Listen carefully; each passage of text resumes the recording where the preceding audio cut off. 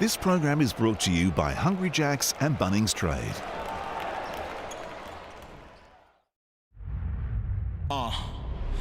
Antonio's Cleveland who puts his foot ways on time. Starts the game on first place. I'm in my prime. Work that pays off. I pay dues, I pay off. I just need to get crossed off. 60 hours down to Reef. Got away on that case.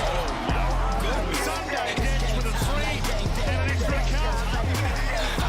Hard and clutch play. 6 of 6. It's game time like game day.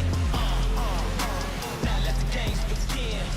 Hello and welcome to Monday night NBL as the Illawarra Hawks host the Adelaide 36ers here in Wollongong.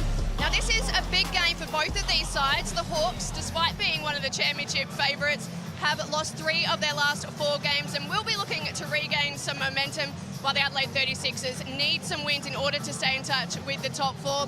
Some good matchups in this game as well, especially in the backcourt.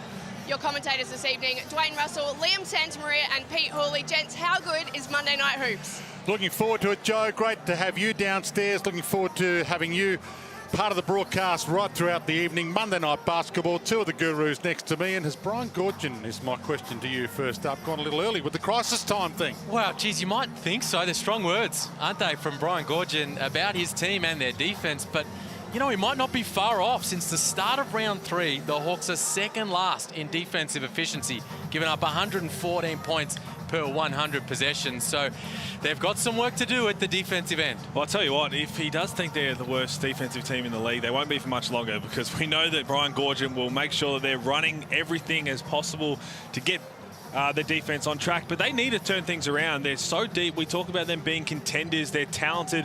They're led by their superstars. They need everybody to step up. This is a great game and opportunity to start building towards something special that they want to get to when it comes to championship time. Don't want to take the great one out of context, so let's have a listen to what Brian Goorjian did say about his defense. You know, if I was to point at one thing, last year we score this, we win. This year, I would say we're right there, or we might be the worst defensive team in the competition right now.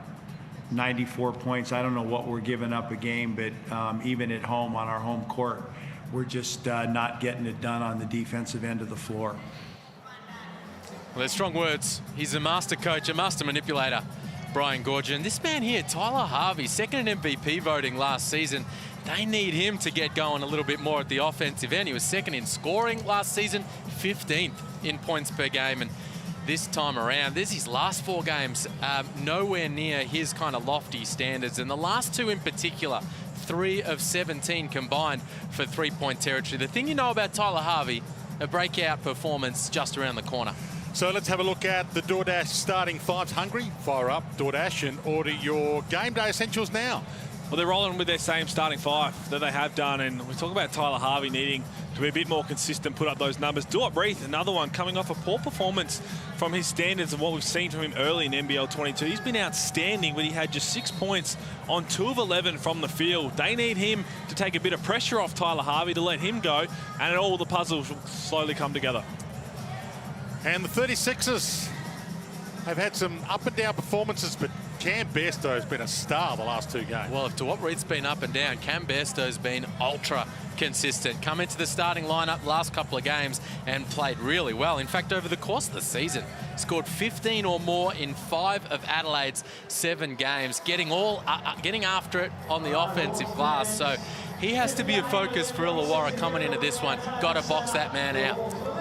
What it also means Dusty Hannah's now coming back off the bench for the Adelaide 36ers, and a role that I think might do him wonders. Take a bit of pressure off him, let him play with the second unit, try and be that main focus with the ball in his hands. And at least at the start now, Mitch McCarron can get Daniel Johnson involved. We've seen what Cam Bairstow's on Sunday. Detch back into the lineup. Dusty Hannah's can play a bit more free off the bench and try and get him into some sort of rhythm. Illawarra was a lot of people's tip to finish, if not in the finals, to win the whole thing. They've won their past 4 against the 36ers, including round 1 this season. And it was a good performance round 1 against Adelaide in Adelaide. Illawarra 81, 36ers 71. They won by 10, and their stars were firing in that one. Harvey 15, Jessup 17, Duop Reith 18. But as Joe Healy said, in the intro. Hawks have lost 3 of their past 4 games this season, and maybe the 36ers and CJ Bruton's men are on the rise. Beautiful part about this game is we've got shooters left, right and centre, so we're about to watch this one unfold. And Joe, in the intro, she was talking about the matchups in the backcourt, that Tyler Harvey and Sunday Dech, likely to see that one right off the opening tips. CJ Bruton likely to put his primary stopper in the backcourt on that dangerous Tyler Harvey. That's going to be fun to watch. The interesting one, we talked about Tyler Harvey last year, how good he was, second in the MVP voting. The Hawks have had 6 different leading scorers to start this season. Last season, Tyler Harvey led the team 19 times during the year with his scoring ability. So I'm sure he knows he's due for a breakout game and can start to build on that. This should be a cracker. So Cleveland, Harvey, Jessup, Froling and Reith to start for Illawarra. Withers, McCarron, Johnson, Bairstow, Dech for the 36ers. And we thought we were underway. Ball was in the air. Monday Night Basketball. Great to have your company wherever you might be watching around the planet. Ball in the air, and the 36ers will get first use of it. Away from home. Hungry Jacks NBL22 season. Still a ton of games to come. Daniel Johnson gets a look at it from outside. Early rebound, early putback, didn't quite go. Cam Bairstow's been in the hottest of hot form for the 36ers. The last 2 games combined, he's been their leading scorer. Dech picks it up, hands it up to Withers, and an early highlight with the jam. Todd Withers. That's going to feel good for the 36ers and their fans. An early offensive rebound for Cam Bairstow. That's a good sign. And then turning that turnover into an easy bucket down the other end. Froling of the Sam variety, working out what to do with it. Step in, Duop Reith, tough bucket, made it work. Well, I love that start from the Hawks. Go to the big fella, try and get him that confidence early. As we said, 2 of 11 in their last game against Perth. Make him a big focus. Daniel Johnson thought about it, gave it up, and it drops so early. Scoring form, Sunday Dech joining the party. Geez, he's been shooting the ball well since he's come back from injury. Sunday Dech, that's now 5 of 9 from long range in NBL22. Good start from the 36ers. As I mentioned, beaten by Illawarra when they met in round 1 in Adelaide. Reith gets a chance to go to work. On Bairstow, making him work hard. Fadeaway 2 attempt on the buzzer. Good D. Dech brings it down the floor quickly again. It was great D from Cam Bairstow. You think about the way that Daniel Johnson was guarding Duop Reith in that first possession. They ran the same play. Cam Bairstow was meeting him with every single bump. The physicality, just a big difference. There's nearly a turnover there, but that is outstanding. Cam Bairstow, how good he's been on the glass. He's scoring the ball well, but his defense is underrated. And as we saw there, that was outstanding one-on-one defense. And the result of that physicality, he did his work early before Reith caught the ball, didn't he, Pete? And as a result, that post catch was out near the 3-point line. 9 to use on the shot clock. Sunday Dech, tough bucket, pulled down, couldn't drop it. Illawarra, Jessup hands it over, Froling, back to Jessup. See if he wants an early look. Little flick to Froling was delightful. Pocket bounce pass, and Froling with the finish. It was a great 1-2 game. Looked like he was running out of room, Jessup. Perfect pass to Sam Froling. Caught it with the left, went straight to the non-preferred right hand. Good finish. Mitch McCarron. The flick into the corner, still 9 on the shot clock for the 36ers. There is the man who's been a bit to say during the week, Brian Goorjian, 6-time championship winning coach. When he speaks, you listen, and they have listened this week. Whether they can put it on the court, we all want to see. Cause the turnover here, and they get the ball back. Tyler Harvey. Sam Froling. Jessup, Froling.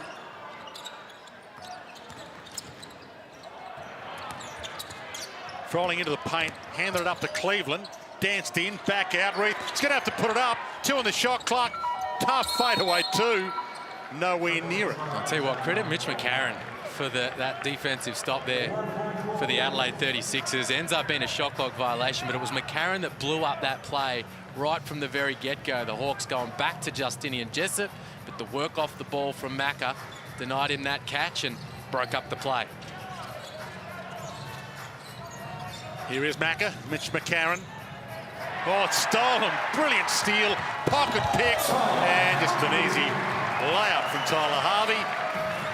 Didn't want to be too demonstrative. He was kind for the 36ers. Doesn't have to be. Nice, easy basket to get himself on the board. Read the passing lanes perfectly. That's going to be a bit too overzealous there. Antonius Cleveland.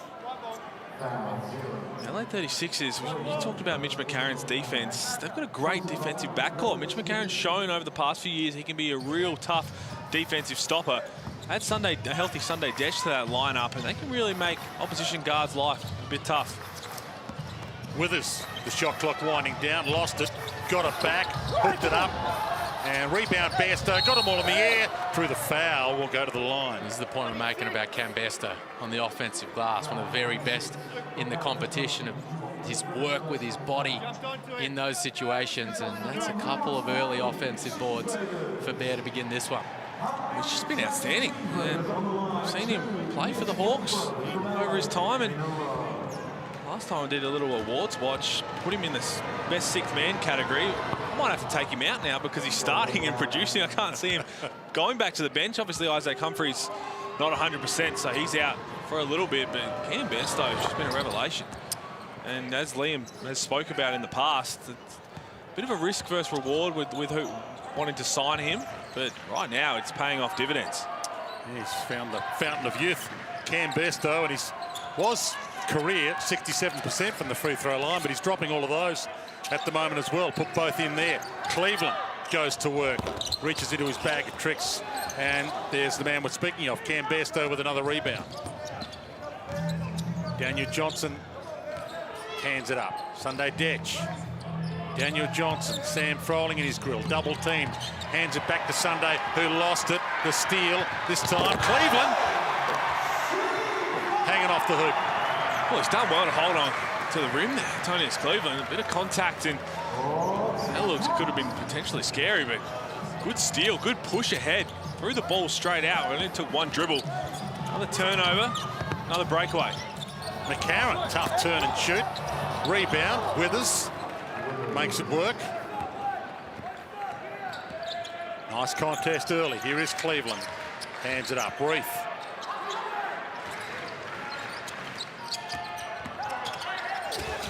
And the floater rims out with Froling. Pulls down the rebound. And they get another go at it. The Hawks.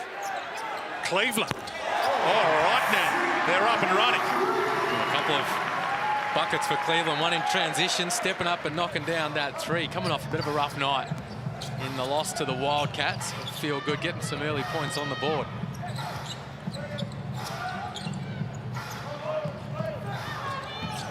Sunday Desch. Put the shot up. McCarron rebounds it. Thought about giving it back to him. Bairstow, McCarron. So 36ers get a second go at it. And Desch fouled.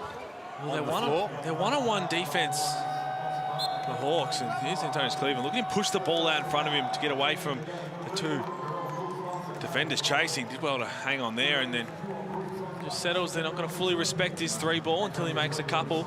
But the one-on-one half-court defense has been great from the Hawks. They've been helping each other out, but they've given up 4 offensive rebounds. You've got to limit the 36ers to 1 shot.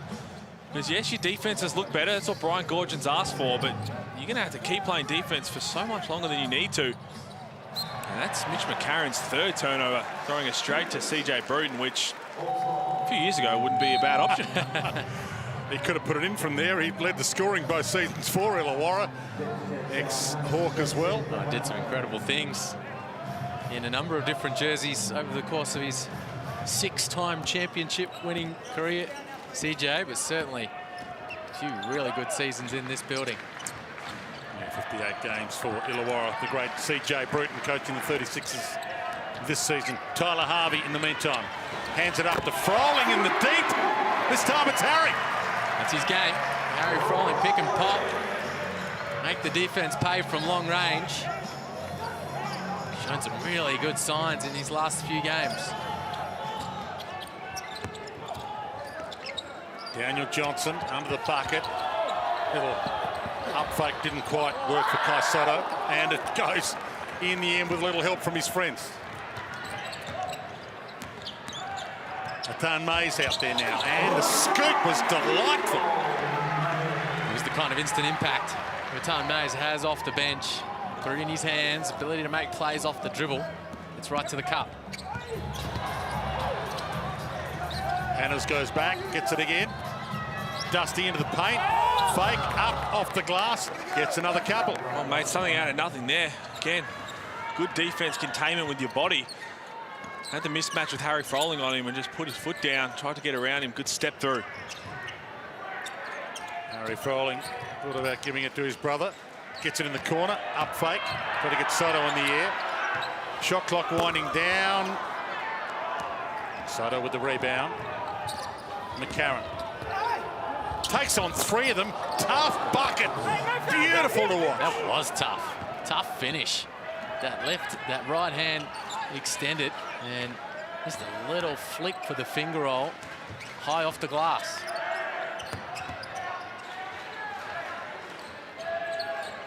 Nathan Mays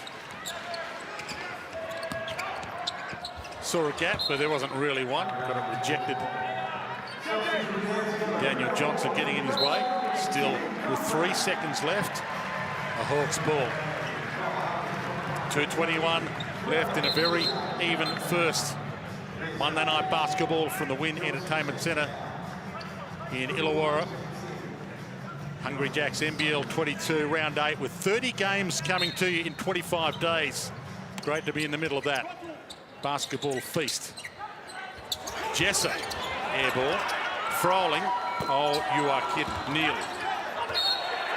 Heads up play. They're going to get it back, Illawarra. That's a heads up play by Harry Froling. Awareness of the shot clock and the fact that that hoist from Jessup from 3-point territory didn't touch any rim. So no reset, had to get it up, make contact with the rim now, give him a chance to get it back. Cleveland.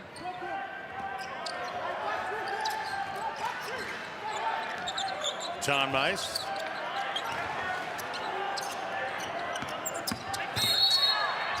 And draws the foul. Antonius Cleveland to get the continuation. He did. No. Well, Antonius Cleveland, we talk about the depth of a team like the Illawarra Hawks and the way they need to start to build their defense. He's going to be the guy who has to lead that. His athleticism, what he can do on the defensive end, both containing and playing off the ball, using his length, getting in the lanes. He's already got the 1 steal breakaway tonight. But he can be a huge defensive presence, and then everybody else has to come along for the ride. From Memphis, Tennessee. You're never going to be the greatest entertainer ever from Memphis, Tennessee, are you? Given that's Elvis territory.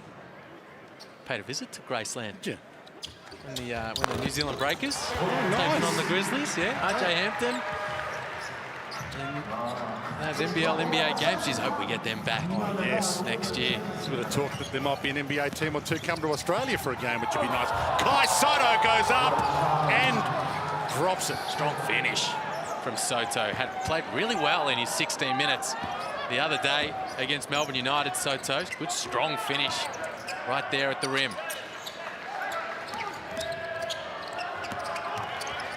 Saw a gap where there wasn't one and jammed it. Speaking of entertainment from Antonius Cleveland. That's the athleticism we're talking about. Look at the explosiveness. Took the 1 dribble, just split the defense. Everybody was stuck in the mud and absolutely exploded to the rim. Good game to watch right now. Poke towards the bucket by Kai Soto. 1 minute left. Cam Besto's eating offensive rebounds for fun. Just so hard. If you don't get a body on him, he will find a way to at least have some impact on that rebound. Harry Froling with the up fake, then the look away, and another jam. This is fun to watch. Well, these are the skills. Due up breath. These are the skills of big Harry Froling on display. The ability to step out and knock it in from long range, but can also put it on the deck and playmaker little. Soto saw it go halfway down. Well, 2-for-1 on offer here. Here for Tom Mays, gets it up early, spins under the bucket, draws a foul, and will go to the line. Xavier Tom Mays, Canadian from Florida State, where he went to high school. His father, Theron, played for the 76ers and the Clippers. Played with Charles Barkley, did Xavier Tom Mays' dad. Be some stories. So he played for the 76ers and the Clippers. Yeah. And Charles Barkley. Did a couple of trips to some other clubs too. Is it Lynette Copeland? Oh, very nice. Very nice. Ended up going to Canada to coach over there, which is why Xavier's essentially Canadian. That disqualifies Copes. Rattan Mays, I think because of his eligibility at the time, played prep school with Andrew Wiggins, another Canadian player. So he's got the talent, and we've seen it on show so far in NBL22. Just another great pickup, great signing for the Illawarra Hawks. He himself 5 NBA games for Memphis, Xavier Rattan Mays. Little spin move was Bairstow.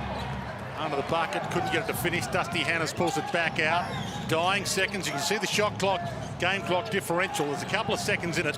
Joop Reef eats up a few of them. Little push and shove. Harry Froling, Daniel Johnson. Bit of exaggeration on that one, Harry. Bit of exaggeration on that one, Harry, was the call. 2 ex-teammates who know each other very well. Good mates from the time together in Adelaide. Harry Froling and Daniel Johnson. Do you know that for sure? Yeah, good mate. So, seconds tick down.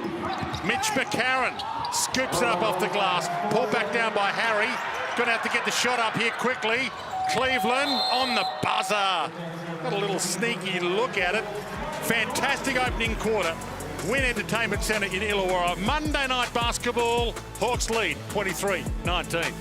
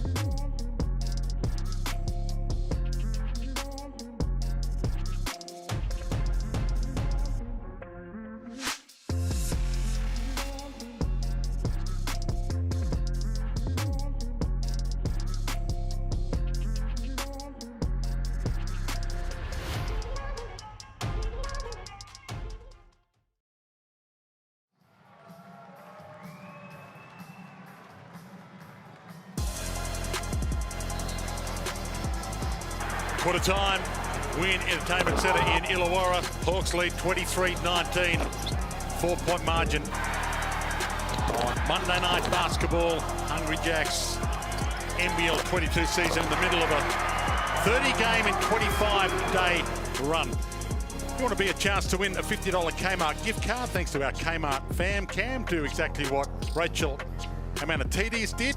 We jumped through hoops to attend a basketball game and even though the family's divided by whose side we go for, we always have a ball. So congratulations to you, Rachel. I think Goorjian will be pretty happy with that first quarter. Keep Adelaide under 20. They can do that all game long. They'll be in the 70s somewhere, and that'll be a good result. And they just, as Pete pointed out in that first quarter, had a little trouble finishing those defensive possessions. And the putbacks is there. Exactly. Through Reed at the rim. 7 offensive rebounds for Adelaide in that first quarter, and 3 of them were from Cambesto, so they need to tidy that up, the Hawks, at the defensive end. McCarron gave it some thought. Daniel Johnson, I think, was called for the bump with Tim Conrad. Sam Froling looking on as we head downstairs to Joe Healy. Yeah, thanks. Was just listening into the 36ers there at quarter time. CJ Bruton just saying stay relaxed to his guys. He spoke specifically to Dusty Hannahs about Antonius Cleveland and just said he's seen him driving far too much. So they'll really want to tighten that up in defense. Offensively, expect them to get the ball inside, check their options, and look to kick it. Turnover. Yeah, good point, Joe. And we'll continue to head down to you with those timeout discussions, but making them pay down the other end. Sam Froling for another turnover. Well, it's back-to-back possessions to start the second quarter, where really one ball screen on the wing. Bairstow. It's really just made the defense collapse, and they're getting an easy bucket. They got the offensive rebound the first time. The second time is good knockdown from Withers. They've just got to lock in defensively. That's why CJ Bruton took Dusty Hannahs out. He wasn't happy with the defensive containment, and they're going to need to be a lot better than that. Early timeout in this second quarter being called, and it's been an interesting little process, the whole defensive aspect and what Illawarra should and shouldn't be doing. Well, these are some of the situations that Goorjian hasn't been happy about with his team at the defensive end. This is from the game against Perth the other night. This is that second quarter. You see Bryce Cotton on the drive here. Look at Harry Froling here. Now, Harry, in front of you there is a 4-time scoring champion. That guy in the corner is Majuk. He's a 0% three-point shooter over the course of his career because he's never attempted a 3 in his 140 NBL games. So you leave him. You help out on the MVP, and you've got to be ready to rotate. And what happens is when you don't rotate, you start to create a lack of trust in your teammates. So Justinian Jessup here, he's got 2 shooters, Blanchfield, Michael Frazier. He needs to not stunt, not worry at all about Frazier in the corner and go to Blanchfield, but a moment of hesitation because he doesn't think his teammate's going to be there. 4-point play results. Now, it's been a little bit better today. Here, look at the rotations here. Double team, rotate, and then the turnover results, and Antonius Cleveland gets out in transition. So a little bit better response so far in this one. Nicely explained by former NBL player Liam Santamaria, #1 journo in the game. Justinian Jessup from way outside, let it fly. Bairstow. McCarron gets inside, goes to the corner. Harry Froling, the rebound. And what's, oh, behind the back, little spin, but he's going to go all the way home there. Gets it back, up fake, gave it some thought, handed it up. Might get the rebound, doing it all. Justinian Jessup, the up fake. Oh, front of the rim, back at him. And jump ball's been called, and there's been calls. If you get the jump ball, back into the jump ball. Well, Harry Froling showing a bit of the handle out on the break. Possession arrow, by the way, for this one. It looked like he, for a second there, had a bit of rush of blood, was going to let it fire, and then just, hang on, that's not what I do. Well, this is what I think has been good for Harry Froling this season. He just has sharpened up that decision-making a little bit. You know, that play didn't result in a turnover. When he tried to bail it out and looked at the corner, it was covered, held onto it, found an open guy. So things just slowing down and becoming slightly more efficient for Harry this season under Brian Goorjian. Which McCarron hasn't been letting them fly yet. Hands it to Sunday Detch. Johnson almost kicked away. Off your own foot. Bounce off your foot. So Withers argues the point, but he's not going to win that one. 14. Harry, down here, please.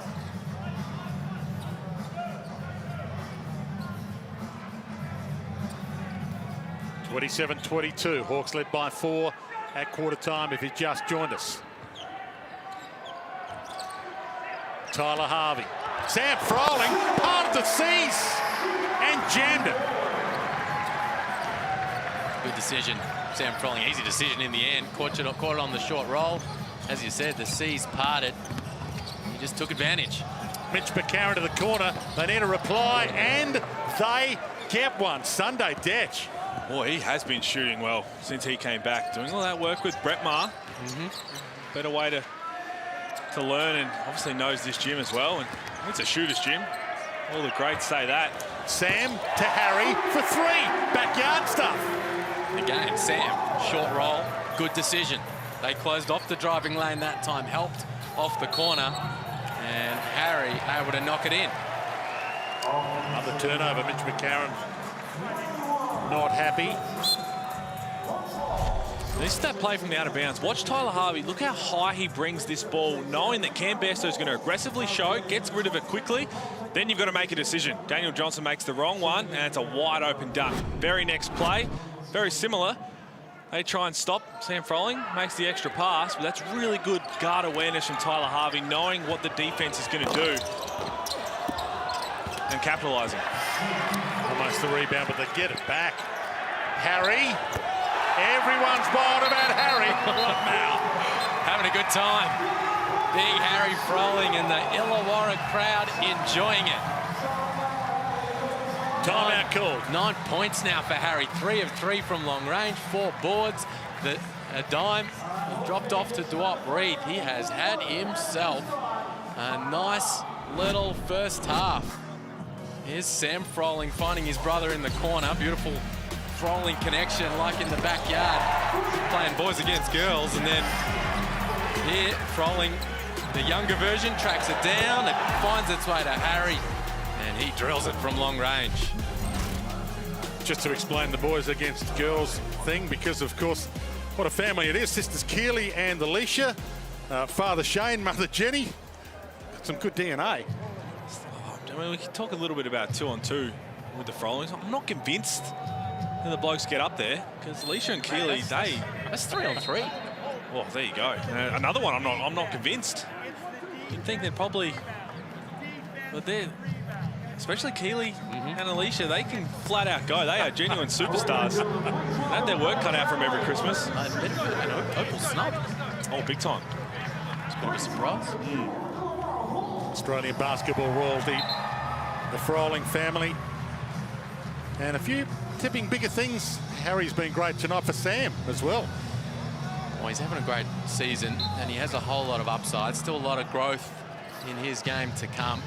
He's in a terrific environment there under Brian Goorjian. And so is Harry. Both of them having a big impact here in this first half. Over to you, Mitch McCarron. Lead the comeback for the 36ers. He's got it in his hand now. 5 on the shot clock. Might be his to spend. Dances in, 2 against him. Black 10. Push. It's on the bar. So drew the foul, and the foul being called on Justinian Jessup. He's trying to make something happen, but good pressure defense from the Hawks, because they tried to set 3 on-ball screens, and they kept having to deny it because of the way they were pressuring the ball. That'll make Brian Goorjian very happy. Threw it up there for the alley-oop. Didn't quite work, but they draw the foul. Kai Soto, 35-25 as it stands right now. Brian Goorjian has called for a timeout. He's got to challenge Well, this. he's not happy. I mean, he's not happy at all, Brian Goorjian. He is going to challenge it. That's good. Look, he's straight away. He knew he wasn't happy with it, so he must have had a crack at the Wordle today. He wasn't happy with that. Because if you have a crack at, it's not a good Wordle today. It was a rough Wordle. It's just not on, to be honest. And Brian Goorjian clearly unhappy. Taking me into a world I know nothing about. 35-25. They're challenging the call, and it's an early use of the coach's challenge. 6 minutes left in the second, but he knows his stuff. Gorge, 6-time championship winner, Australian Olympic bronze medal winning coach. Here's the replay setter, what they're looking at to work it all out. It was a little floated pass to Kai Soto, and Harry just kind of backed his way in there. Soto did get his left arm involved over the top of Harry, but geez, I'd be surprised if they overturn that. Well, I'm with you. And Harry Froling is in a tough spot because he did it right. You see him stunt and try and get back, but in the end, without even realising it, he's made that contact as Kai Soto has left the ground, trying to get that little tip in. Soto gets away with just a little shove, a little well-timed shove in the back that went unnoticed. Really, it's just an athletic contest, to be honest, but he does come into the proverbial athletic contest. Not above the rim in any way, shape or form, but he does kind of just back into Koto's landing space. Here we go. Find out the decision.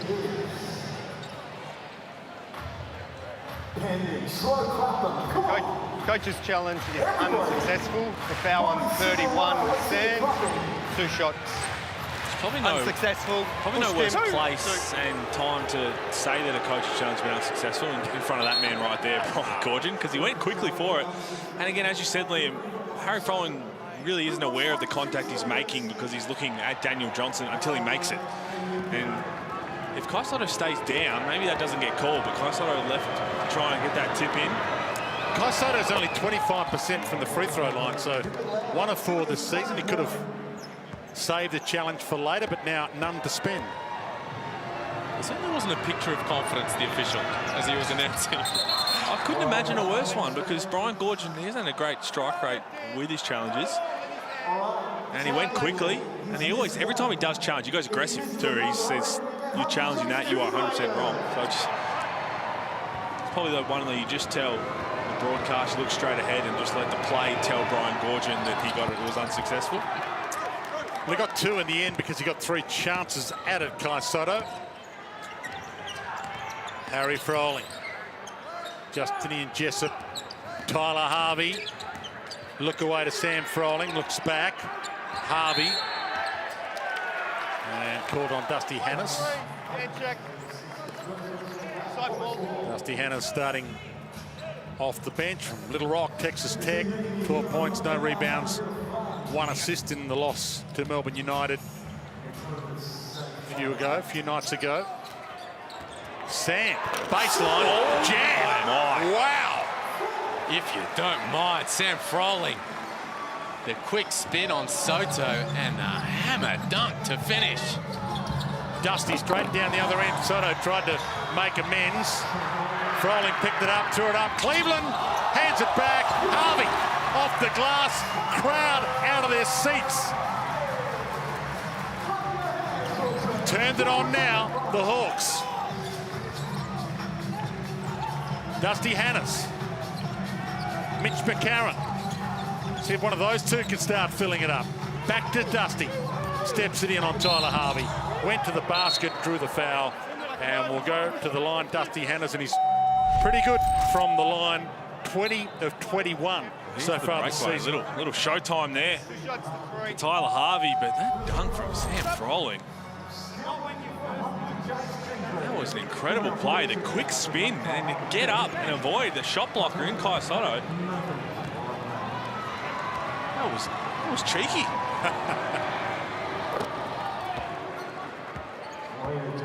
21 of 22 from the free throw line this season now, Dusty Hannes. It's about sporting blood. Father Gerald, star Major League Baseball pitcher with the LA Dodgers. He's got that in his blood. And Dusty actually named Dusty after Major League Baseball legend Dusty Baker, who Hannah's father played with. So Sam Froling gets a rest. We head down to Joe Healy. Yeah, thanks, guys. Duop Reith hasn't been on the Hawks bench for a couple of minutes now. He's back in the locker room just being checked out by the Hawks medics. It looks like he's maybe had a knock to the knee or ankle. He was lying down. He's now walking the corridor, so no confirmation as yet as to whether he'll return. Although AJ Ogilvie, as you can see, has been brought into the rotation. So I'll try and keep you updated as soon as I can. Thanks for that, Joe. We'll keep an eye on that then. Duop Reith, big part of their picture. It is big. You're going to miss him if he can't go. Interesting to see AJ Ogilvie get out there, though. Hasn't really been part of the rotation. Talk about losing 3 of their last 4. He was a DNP in each one of those losses. So the 36ers turn it over. Ball's going to go the other way. 11, hit. You talk about, you know, Goorjian wants, here's the Sam Froling dunk, if you don't mind, just times it beautifully. Quick spin, puts it in the right hand, and then brings it back to the left. Gets Kronk after throwing it down with authority. Mojave King trying to stop Antonius Cleveland. He's got the rock, hands it up, Justin in Jessup, up fake, long 2 on offer, gave it up. Harry Froling gives it up. Tom Mays gives it up to Harry, has dropped another one. Well, this is what he can do. Once he starts knocking a couple down, starts feeling really good about himself. 4 of 4 from outside. Again, well defended from the 36ers for the majority of that possession, but Harry Froling's feeling good from the 3. Soto trying to give them something down the other end. Kai Soto, who didn't play in the win over Perth, for 16 minutes, 9 rebounds, 6 points against Melbourne United. Speak about changing hands. That was nicely done by Soto. Brought it back to his right hand for that finish as he got behind the backboard. Cleveland pulled it back out, gave it to Atam Mays. Harry Froling, big check. How hot is Harry? Well, why not? As you said, this is what he can do. We know he can stroke it. Got a wide open one to get going. That last one before that was contested. Now it doesn't matter. And that might be 2 shots. Good awareness there from Mojave King. Trying to throw it towards the hoop, and we know haven't seen a whole lot of Mojave King, but I really think he can have an impact and try and get his minutes to grow from the defensive end. He's got the athleticism. We've seen him trying to get up the floor. Or Atan Mays.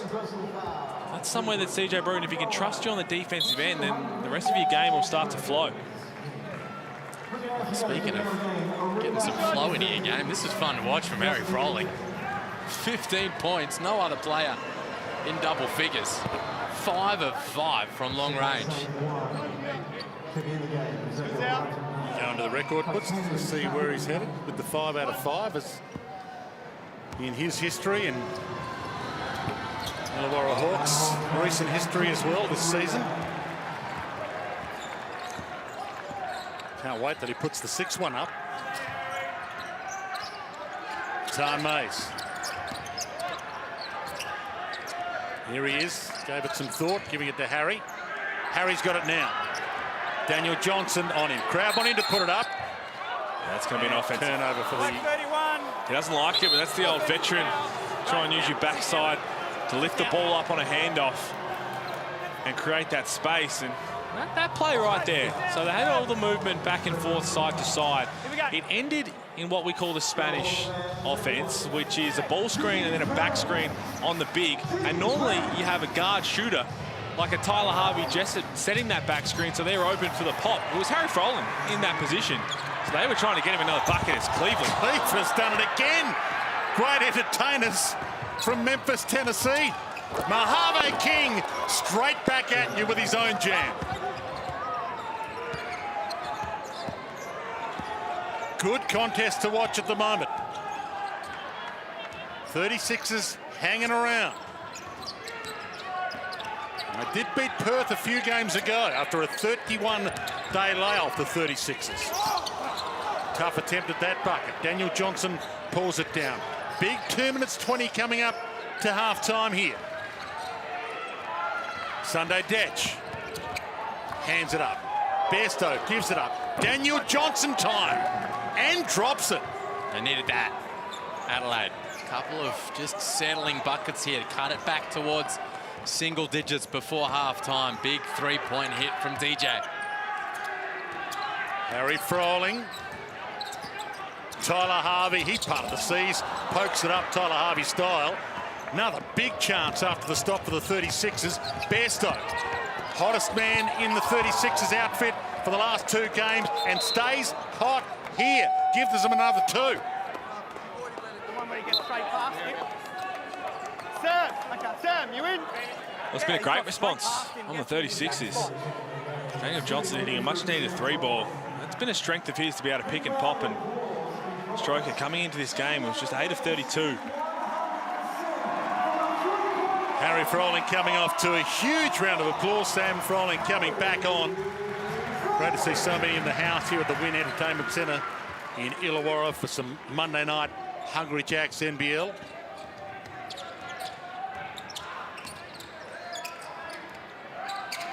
Tyler Harvey gets away from Mojave King, and that's better. That's exactly what he does. Gets into the paint, floats it nicely on the move. Mitch McCarron holds it up. See if Mitch does likewise. Finger rolls it in nicely with the scoop. Bit of jelly, Dwayno. That's a bit of jelly there on Mitch McCarron. But see, Daniel Johnson, that's a bit of a veteran, just sitting right underneath the defense behind him, opening the lane up for Mitch McCarron to hit the scoop.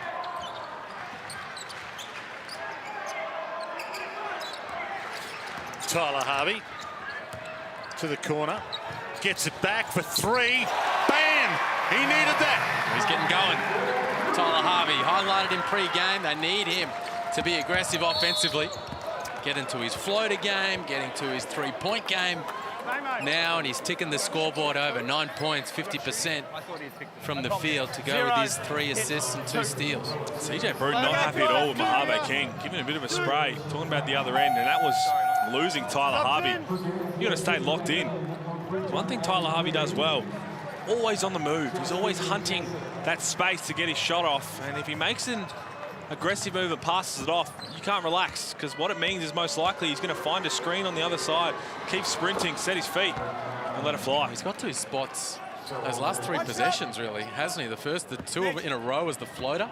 One he missed, one he made, and then there from 3-point territory. Yeah, it's been talked about quite a bit, what kind of Tyler Harvey we're going to get for the rest of the season. Just 11 points in the loss to Perth, including being 1 of 9 from 3-point territory. He's found his form again in this one so far. 50-42. 41 seconds left in the half as we sneak in on CJ Bruton. So again, get attached, guards, fight over. Bigs be up where you can be, and then you push back. Again, hand above ball. They're going 2 for 1 right now. So this is yellow to hustle 4. Yellow to hustle 4. Slow them down so they don't get that early one. Yellow, keep the game in front of us. The ball comes here, contain it. The second guy here, if he comes this way, you guys just switch it. The second line have got someone matched up. When it crosses half court, it is hustle 4. That's a wrap hustle if it's a shooter. If not, you're good. On the offensive end, let's go Celtic. Celtic. Yep, Celtic. Harry's back in the game. Celtic Olay. Celtic Olay. Here we go. 6 for 3. 1, 2, 3. So the start of that timeout, CJ Bruton saying he needs his guards to be able to fight over the screens. You can't just rely on the big guys, whatever they're in, whether it's drops, they're at the level, whether they're showing aggressively. You can really nullify all that by fighting over the screen, not getting screened. And then after that, it's about just containing and not falling asleep, as we said, on the likes of Tyler Harvey, their elite guards. Cal Bruton, what an absolute legend there to watch his son in action. And he knows there's going to be a 2 for 1, a bit of a hustle 4, so be prepared for some switching from the Sixers to try and blow this up. Harry Froling's back out there. They let him free, almost to their detriment. Sam Froling pulls it back out, and they get another go at it. 36ers will get it back. You can see the shot clock, game clock differential. And the foul. Sunday Desch happy to take it. 4 seconds left. 14 now, 21.2.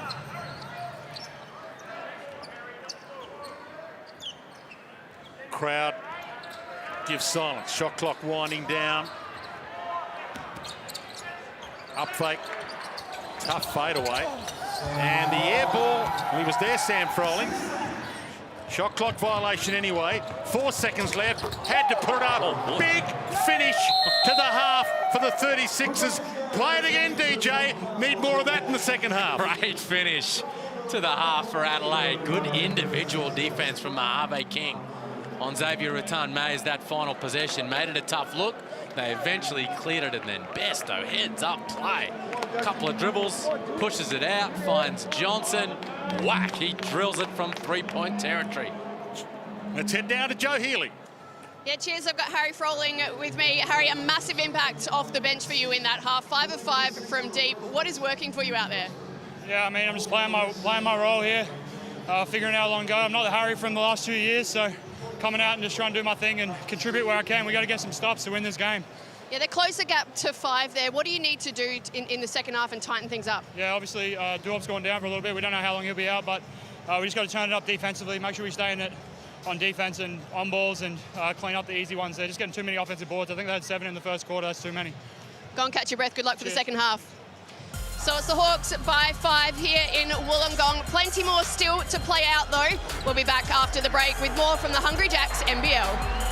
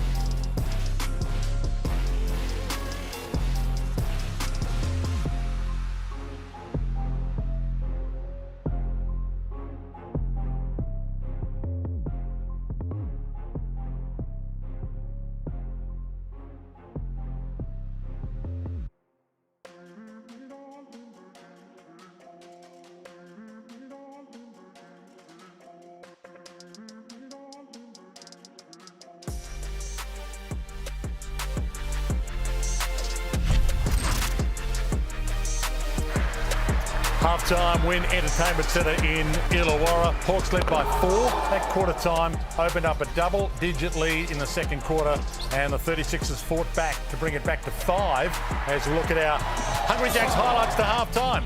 Fun first half, high-scoring second quarter. Illawarra's defence at times leading to some transition opportunities, but every time they look like they're going to pull away, the Adelaide 36ers fight back. They came with some answers along the way, some highlight reel players from Antonius Cleveland, but a high-scoring second quarter, 27 for Illawarra, 26 for Adelaide. The Frolings are having themselves a nice night, but the Adelaide 36ers, Pete, they're hanging tough. Well, they are. I've been really impressed with not responding just once, but multiple times when it looked like the Hawks could potentially blow this game wide open. This lets them go to halftime with a lot of momentum, but really good resilience shown from the Adelaide 36ers. Tom Withers has been good. He's shown little sparks, trying to be aggressive. He's getting on the offensive glass. Mitch McCarron doing a bit of everything. But Harry Froling's been the main story.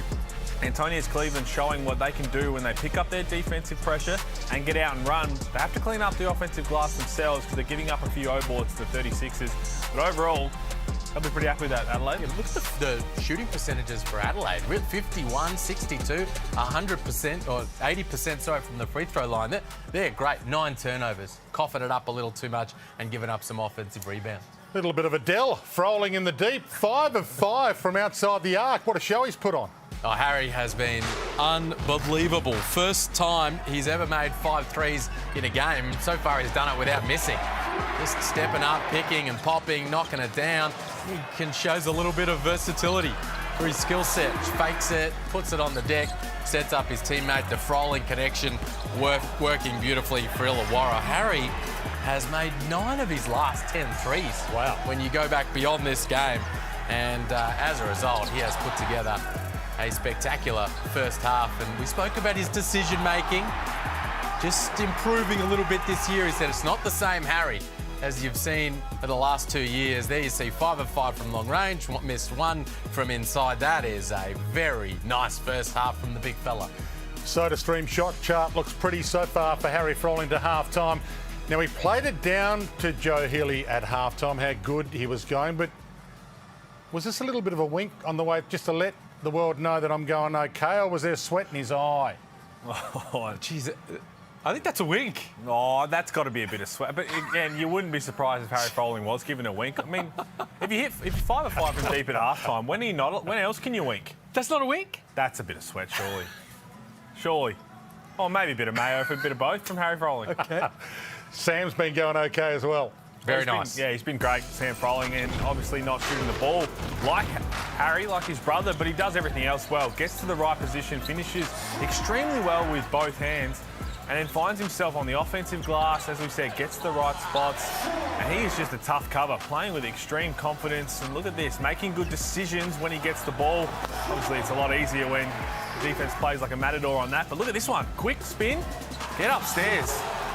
Kai Soto, so that's a great start, and the Froling boys are enjoying themselves. I really like the playmaking, decision-making from Sam as well. 3 assists, the pick and the short roll, that's like Mitch Creek, Finn Delaney kind of territory, using him nicely. Half-time, 5-point lead. If you want to play in your backyard like the Frolings, well, Bunnings Warehouse are giving you the chance to do it. You can win your very own court at home. Enter now at win.nbl.com.au/Bunnings.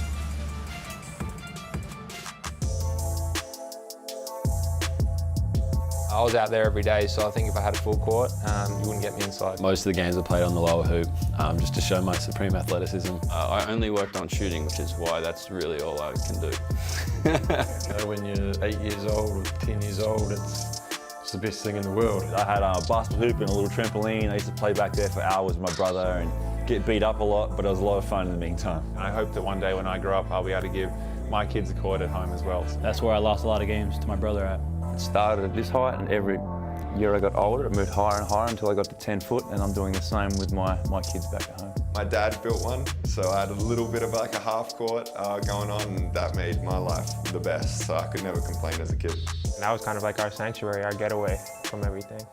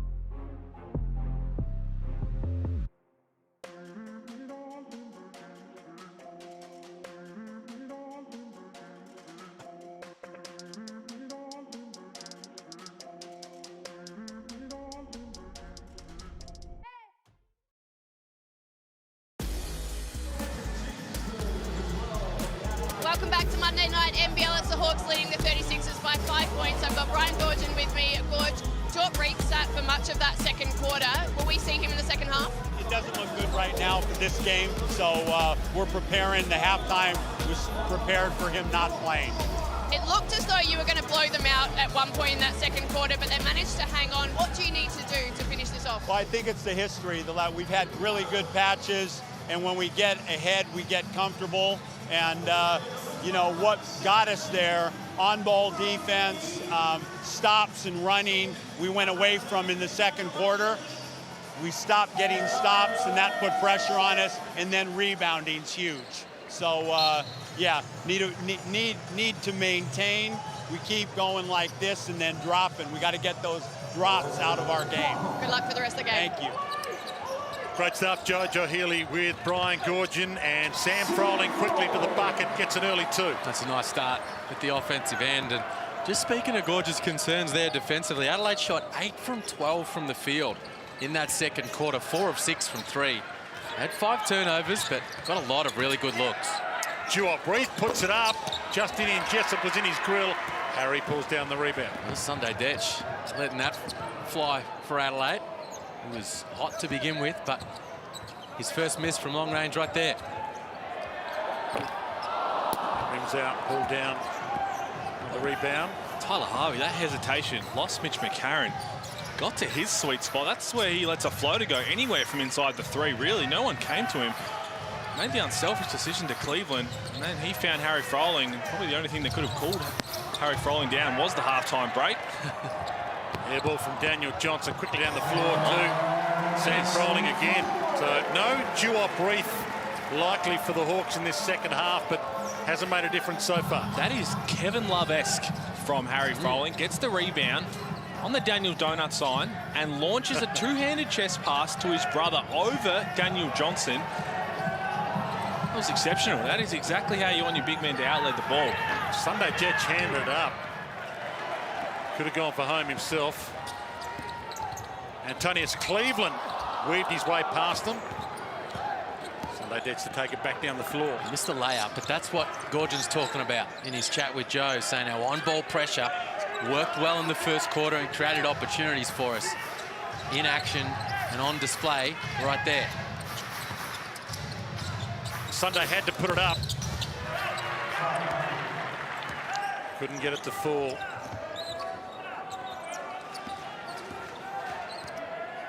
Harry Froling just wandering his way past a couple of them. Tyler Harvey gets some time to use it wisely. Withers with him, handed it up. Justinian Jessup. Daniel Johnson with the rebound. Sunday's let a couple fly that haven't dropped early in this third. Mitch McCarron, Bairstow to the corner, and this is huge. Doesn't drop, that was huge as well. Rebound from Daniel Johnson. He will go to the line where he's pretty good from the line, 80%. Well, here's that outlet pass that I was talking about from Harry Froling. Comes up with the rebound here. Off no steps, just two-handed chest pass. Beautiful. To his brother, outletting the floor. Look at that, on the money over Daniel Johnson. He but just gives up in the end, and then Sam Froling gets the easy 2.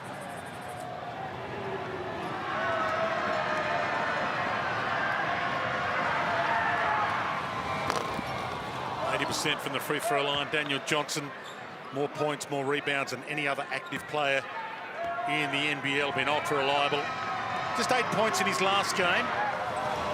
That loss, both teams coming off losses. Got a shot of Dusty Hannahs on the bench there. That 36ers need more from him in this second half. 3 points in that first term, no assists. Need him to come out and make some things happen. Cleveland, tough attempt at the bucket. Rebound pulled down by Sam Froling. It was there for him, and he missed the bunny. Mitch McCarron. Daniel Johnson. Through the hands of Kai Sotto. Harry Froling thought about going coast to coast. He's 5 from 5. And the foul, 5 from 5 from outside the arc. Antonius Cleveland fouled on the way to the hoop. Again, that's the decision making I'm talking about with Harry Froling. Good job pushing it down that middle cylinder. And in previous years, we'd see things get a little out of control. Maybe an offensive foul, a turnover, an ill-advised shot. but just slows it down a little bit and moves the ball, and the ball eventually finds the open man down low. And good couple of minutes again here to start the second half for Big Harry. I mentioned Dusty Hannah's production. Now he's coming off the bench.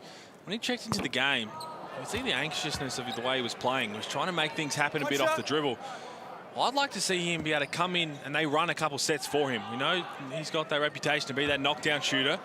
So get him a couple of open looks, or at least run him off those sets to try and get him one to feel good. Because he ran into a couple of help defenders and tried to force things a little too much. He's a real confident player. Confidence player, I should say. Once he gets a couple to go, then he starts feeling good. With us, Soto steps it in, puts it up, draws a foul.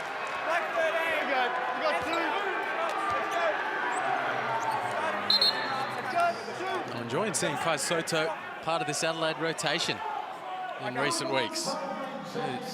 Didn't play against Perth a couple of games ago. Was that a surprise to sit the whole game? Well, he didn't play much at all over the course of the start of the season. He was injured, he was sitting out games, and then just working his way back as the 36ers came back from their big break. But 16 minutes in their last game against Melbourne. Did some good work, 6 points, 9 rebounds. And then coming out here, and he's got 7 and 3 so far in this one. Still learning, still has room to grow, but this is a kid with a lot of potential. Can't teach that kind of height, and you can see he's got some tools to work with. Tyler Harvey. Justinian Jessup gives it back to him.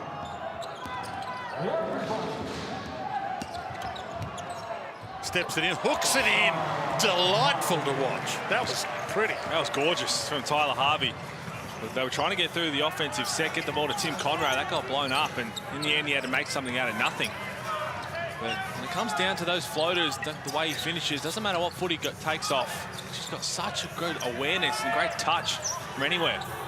Sunday Detch launches it. Sam Froling collects it. From way outside, and it drops. Crowd rise. Tyler Harvey has his shot back. Timeout, Adelaide, because Tyler Harvey's getting off the hook. Gets to his floater, and then they're able to get some room beyond three-point territory. He's got 14 now.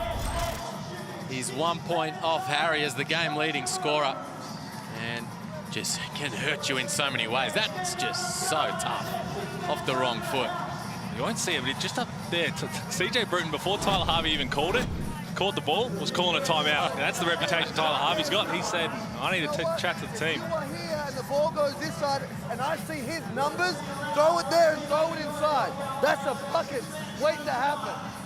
We can't get any easier. Understand the play. If you don't know it, you better ask somebody. You got to chase right now. You can't afford to get beat. Hey, come out of here. Let's go, Ole. Celtic punch. Dribble up, spread it, punch it, but play off that. Kai, you're at the rim. Macca pull behind. Play. Celtic. 6 on 3. 1, 2, 3. A little bit of deja vu for CJ Bruton. They were down by double figures in the second quarter. Adelaide got it back to 5 at halftime. It's hard to know what kind of Illawarra we're going to get for the last quarter and a half. They've lost 3 of their last 4 games this season, Illawarra. And the Adelaide 36ers beat Perth, first game after 31 days as their layoff.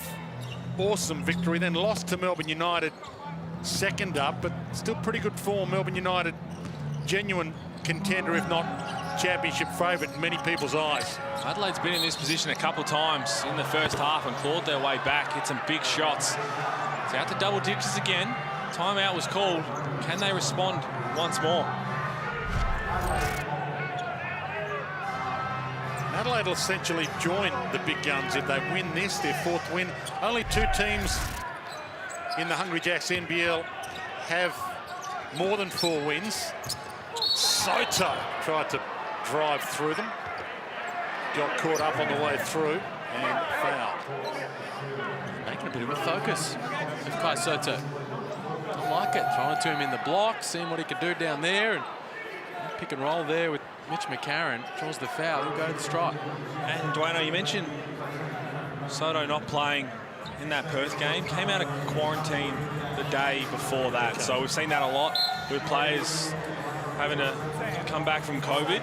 Because because their days are done doesn't mean they're back to 100% fitness. Correct, and even if it was potentially, we know that Adelaide had to deal with isolation requirements a lot different than just as a close contact. So if you've been locked up in your room for 7 to 10 days, maybe not had test positive, I'm not sure whether Soto had, but to come straight back out and play the next day is always a tough task as well. Yeah, good call.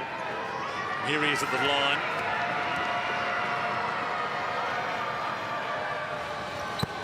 Puts them both in. Back to single digits again. There's your top 5 scorers.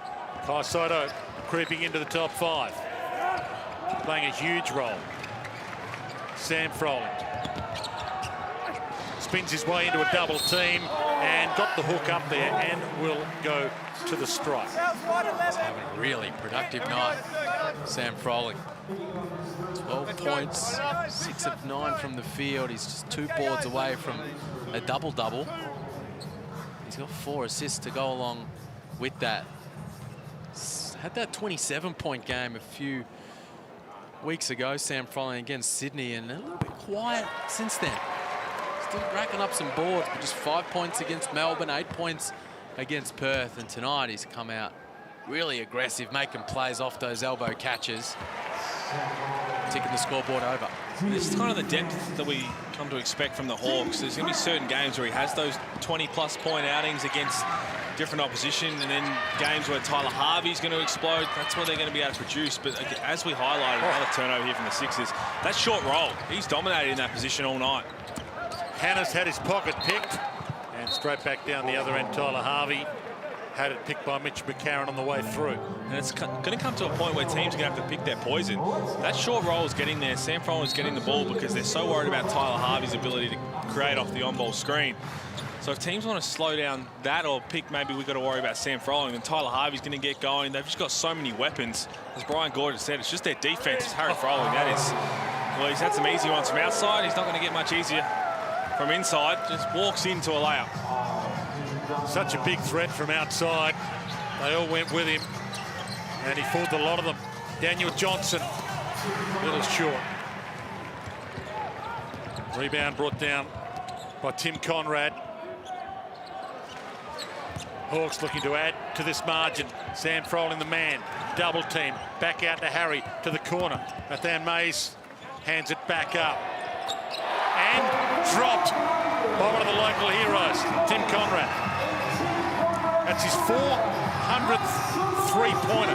That's how big a star he's been. And the crowd knew it, but that was 400. And the pocket pick again down the other end. Give him a heat check. Give him a heat check. Oh, Nathan Mays. Tim Conrad was wide open. For 6. 6 for Harry. It's raining triples. And they are loving it, the Hawkheads. 19-point margin. Conrad for 3, Harry Froling for 3, timeout Adelaide. There's the first one. That was the 400th for Tim Conrad. Excellent milestone. And he had a chance for another one. Nathan Mays just went straight back to Harry Froling, who's got himself a 20-piece nugget on the night.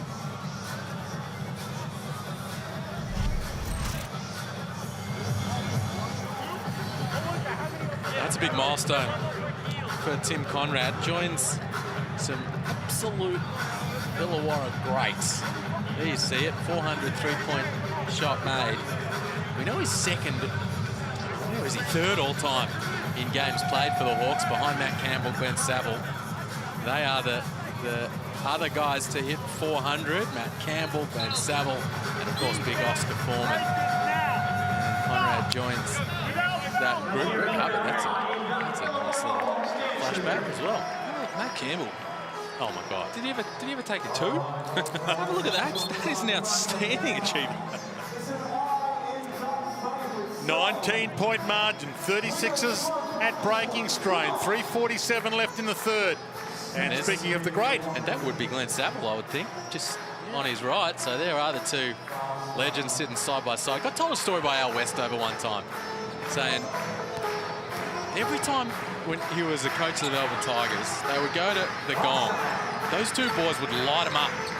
And he said he caught up with them after a game one time and said, well, what's this all about? Why do you give us the business every time? As McCarron kicks to Detch late in the shot clock. Fade away for Detch. Oh, good rebound, Bairstow. He finishes that play. And apparently they told him, you didn't pick us for a state team. Way back in the day, and we never forgot. I love a good grudge. And I love a person that can hold it for a while. Tyler Harvey scoops it to the corner, little up fake. Inside, handed up to Sam Froling. It's all working for Illawarra now. They're having a bit of fun. Froling boys, they're filling it up. They've got 36 points between them. 15 rebounds and 7 assists. This is some performance. Bairstow, tough fadeaway too. Harry pulls down the rebound. Hawes can add to this lead. Crowd enjoying every second of this. Tyler Harvey backs it back out. Plenty of time to spend it wisely. Scoops it to the corner. Harry thought about it. Gave it to Sam. Give it back. Give it back. Or just go alone. Bairstow the rebound. Mitch McCarron, look away. Sunday Detch, corner, and under the bucket, a little bit of contact. And Hiram Harris on the floor. And tangle up. Nice little pass to Sam, Harry to Sam. It's a nice little easy two. But you're spot on, Liam. The maturity we're seeing in this game, we've seen so far this season from Harry Froling, it's second to none. Gets that skip pass. He's 6 of 7 from 3. Was very heavily contested on that, but instead of trying to force anything up, the shot clock was winding down, just rolled the ball into his brother and said, I don't need to have a heat check like this. That's something that Brian Goorjian is going to be thrilled with. Well, he said to Joe at half-time, didn't he? So this is not the same Harry that we've seen the last couple of years. Now, I always enjoy it when someone refers to himself in the third person. Yes. That's firstly. And secondly, he's talking about a couple of different things. Firstly, it's the conditioning with Harry Froling. Get in good shape, then you can start to put your skills on display. And then, as we talk about, the second part is your decision-making. Making good decisions so that you can make high IQ plays. Detch knocks down that one from long range. Jeez, they needed that, Adelaide. And all of that working well for Harry tonight and across this season so far. Nice 4-point play for the 36ers. Free throw, rebound, and the three. Conrad lets it roll. 401. It's a shootout right now. Harris hands it up to Detch, to Bairstow. Mitch McCarron. Had a long thought. Takes it inside and drops it off the glass just when they needed it from their main man. Straight back down the other end, and that goes. Trading buckets left, right, and centre with Tom Mays. Bairstow. McCarron. Bairstow. 1 minute left in the third. Double team. Conrad tried to poke away. Bairstow got it back, lost it. Conrad retrieves it, knocks it. Little step back three. Wow! How good was that? A lot of talk this week about Tyler Harvey and his scoring capacity from outside the arc. He has driven them home in this game so far tonight. Well, it is all going Illawarra's way in this third quarter. Brian Goorjian getting the response he wanted at the defensive end. And then they're cashing in offensively. And it's going from bad to worse for Adelaide. 30-14 since half-time. 3 of 5 from outside the arc for Tyler Harvey. Another turnover. And they've got a 2-for-1 opportunity here as well, the Hawks. Harry turns baseline, nearly backed it in, and will go to the line. Well, a lot of stats are clear right now, but 14 turnovers from the Adelaide 36ers. You saw that last one there. Just the 3 turnovers from the Hawks. They're looking after the ball. They've had 15 more field goal attempts, the Hawks have, than the Adelaide 36ers. 31 of 59 compared to 19 of 44. When you come in to a team, I know they've been down on form, the Hawks, but we all know how talented they are. They're coached by the GOAT. They'll be there in the business end of the season. You've got to at least get a shot every single time down the floor to make sure that you can keep yourself in this game. They have been to the free throw line about 18 times, but 14 turnovers is just way too many. And this without Duop Reith in this second half for the Hawks. Bairstow going to have to make this one count. Sunday Detch gave it some thought back towards Bairstow. Harris in the end had it poked away. 4 seconds left on the shot clock. And you see that shot clock, game clock differential. So the Hawks will get last use of it. Bairstow's going to have to get it up. Going to have to get it up. Lost it. Lost it. Shot clock violation. So 4.9 left for the Hawks to use. Good hands from Tyler Harvey, the help man along the baseline. Leads the league in steals. Harvey, quick hands, quick feet, good anticipation. Blew up that play. They're giving it to Harry here. 3 seconds left. 4. Actually, they've added a bit more. Take your pick. Conrad, Harvey, Froling, Jessup. Keep an eye on Tim Conrad sprinting to be a trail receiver here. Harry from halfway. That was a heat check if you've ever seen one. 3/4 time. Win Entertainment Centre in Illawarra, and the Hawks have found a gear the 36ers don't have.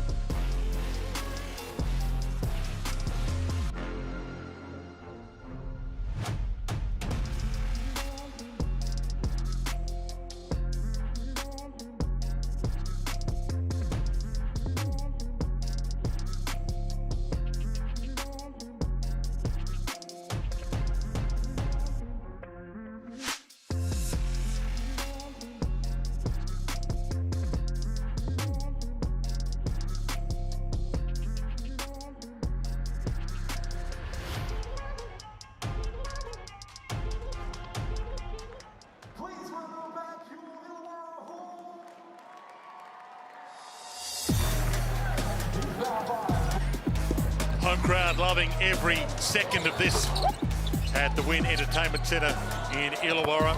Hawks have come in with some iffy form, lost 3 of their past 4 games this season, but they put the foot down in that third quarter. Went from 5 points up at halftime to 22 points up at 3/4 time. And brothers Froling are doing okay. A little Dell up the top there. Good work, Josh. Well, Splash Brothers has already taken. Okay, 16 of 21, combined for 37 at 3/4 time. Both 7 of 11, both 2 rebounds away from double-doubles. Harry Froling has never had a 20-10 game in the NBL. Sam's had 2. Both a chance tonight. So over to you 36ers. What have you got left? Mitch McCarron spins. Sunday Detch from the corner gives them life. Well, it's a great start to the quarter. Mitch McCarron being a bit more aggressive, trying to make some things happen. We saw him do it a couple of times in the third quarter. When their offense starts to dry up, I think Mitch McCarron's just got to take it upon himself to try and create, get other people's shots, also look for his shot a bit more. He's only taken the 6 field goals. Conrad with the fadeaway 2 attempt. And Sam Froling had a sneaky chance at it. It's still a Hawks ball as we head down to Joe Healy. Yeah, just listening into the Hawks at 3/4 time there. As you can imagine, Brian Goorjian pretty happy with their defence at the moment, given it's been spoken about in the last couple of days. His message, though, at 3/4 time was to keep this up. They really want to maintain the momentum, especially given they've got a tough one against Perth on Thursday. Yeah, good point as Ratam Mays takes it to the hoop. Besto, another rebound. Haven't given this up, the 36ers. One thing we do know about the season this year in the Hungry Jacks NBL, even when you think you know, you just don't know. Daniel Johnson puts in another 2. Still some fight. They're going to need a big couple of minutes right here, Twaino, if they are going to give themselves any kind of hope down the stretch. Adelaide can't just trade buckets. Got to sit down, get some stops defensively, claw back in this thing. Seen a couple of comebacks from 19 points as Sam Froling goes to the hole and gets a much-needed steadying 2. Quickly down the floor, Sunday Detch, corner, 3, straight back at you. Thank goodness for Sunday Detch. That's what Adelaide fans are feeling right now. That's 5 made triples from Sunday. 4 of 8, sorry, 5 from the field. 50% from 3. Speaking of from 3, the wow factor of this game, and Tim Conrad's just added his own juice to it. Once he hits one, you've got to over-close out to Tim Conrad because he doesn't need much space or time to let that thing fly. The way how high his release is, big arc on his shot, that's why it touches nothing but the bottom of the net.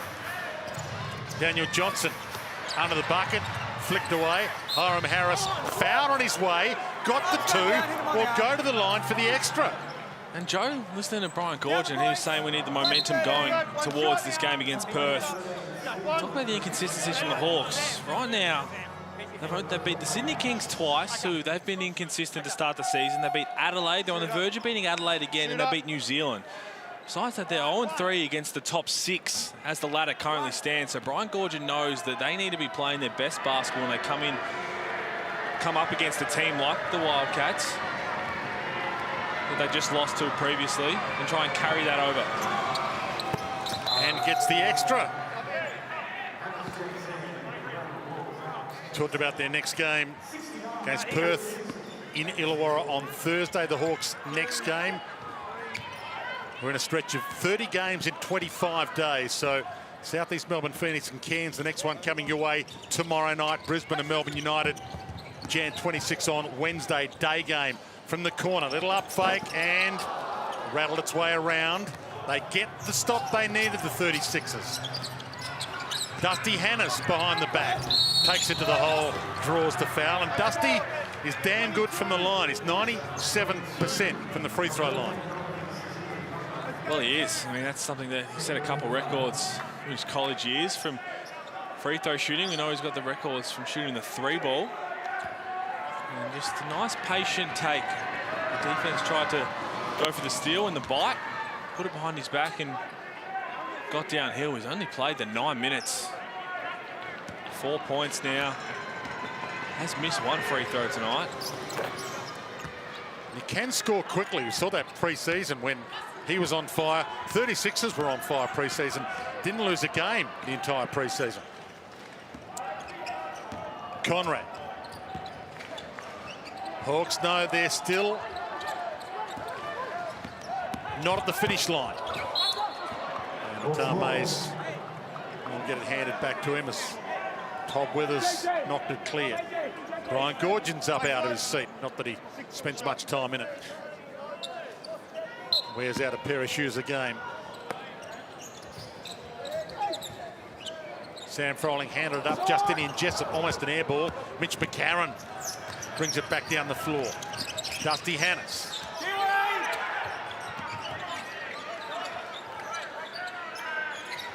Daniel Johnson. Well, Dusty lets it fly. Couldn't get it to go. They're the ones that need Dusty Hannes to hit. Sub 30% from 3 over the course of the season, and comes in as a knockdown shooter from his time in the G League. That's what he's supposed to do. To the corner. Antonius Cleveland rims out. Mitch McCarron, huge rebound. So they didn't score the 36ers, but they got the stop. Got it back. Daniel Johnson, much to the crowd's delight, caught trying to barrel his way through. Sam Froling's done his research. That's on the scout. Daniel Johnson loves the little fake handoff. Subs in, Harry. Looking at Sunday Detch in the corner. Bugs me that Sam Froling doesn't get a stat for that. We do such a good job with rewarding players in the box score for things that they do on the floor. But as a defensive player, he just one possession back for his team. Now Daniel Johnson gets a turnover. You block a shot, you get that, you get a steal, you get that in the box score. And normally it's a can of Coke from the coach growing up, isn't it? Oh, a little bit more than a can of Coke, please. I mean, the teams take those numbers and keep that data and talk about it. Oh. Harry Froling nights at the Wynn Entertainment Centre. He's going to have to take the ball home, surely. 7 of 9 from outside the arc. Well, you're right. 7 of 9. He's got a couple more in him. They just got to keep finding him. Sam, put it up. Harry, little fake.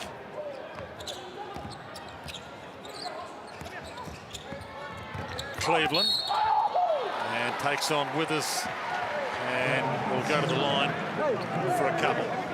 Every time he touches it, and he doesn't have the room to let it fly right now, Harry, it's a huge disappointment for him. Wants to just check how hot he really is. 7 of 9 from 3. Incredibly efficient shooting on a high volume from that man from three-point territory, and he's telling his former teammate all about it. A great man, the guy Andrew Gaze said that the Wynn Entertainment Centre is the best place to shoot at, and right now Harry Froling is strongly agreeing with him. And so are the Hawks in general. 14 of 27 as a team, 52% from 3. They got some gold come through from the stat man, Mark Slocum. Only twice before have two brothers scored 20 in the same game.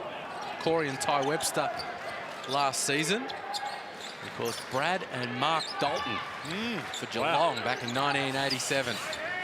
Love to go to watch those Supercats. Sunday Detch puts it up. Gee, they had some stars. The Hammer for a while. Justinian Jessup. Mitch McCarron in his grill. Harry Froling. He's put in 7 threes. It's the great 8 for Harry. 8 from outside the arc. Well, it's getting a bit silly now, Dwayne. I mean, this man is just lighting it up. And he hasn't really, he's had probably one heat check in terms of taking an ill-advised shot. We've got 5 minutes left in this game. He's probably got 4 or so in him. Straight back at you from Todd Withers, and no one really rose to appreciate it at the Wynn Entertainment Centre. 74-94, 20-point game, 4:40 left, and everybody waiting to see if Harry Froling can put 9 from outside the arc in. Tyler Harvey with the floater, rims back out. Cleveland the rebound, puts it back up, rejected by Daniel Johnson. Gets it back, goes to work, gets it to go eventually. High energy play, he loves it, Antonius Cleveland. Extra possessions on the offensive glass. That's all effort, all energy. It's not quite there for the 36ers. But Antonius Cleveland making it happen for the home team. And Sunday Detch just keeps filling it up down the other end. What's he got, 5 of 9 now? Let's put Harry Froling in some pick and pop actions. Here, put him in the ball screen, hand off. Get him involved and get him a few more looks before time expires. Sam tried to jam. We call that audacious. They're having some fun now, the Hawks. Daniel Johnson feeds it in. Well, Mitch could have put that up. Mitch McCarron had the shot available, gave it up, pulled it back out. Sunday Detch lets it fly.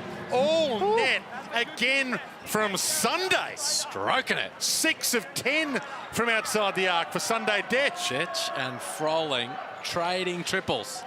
16-point game, but it's fireworks at either end. Tyler Harvey, back to Tyler. That was quick. From Sam Froling, delightful.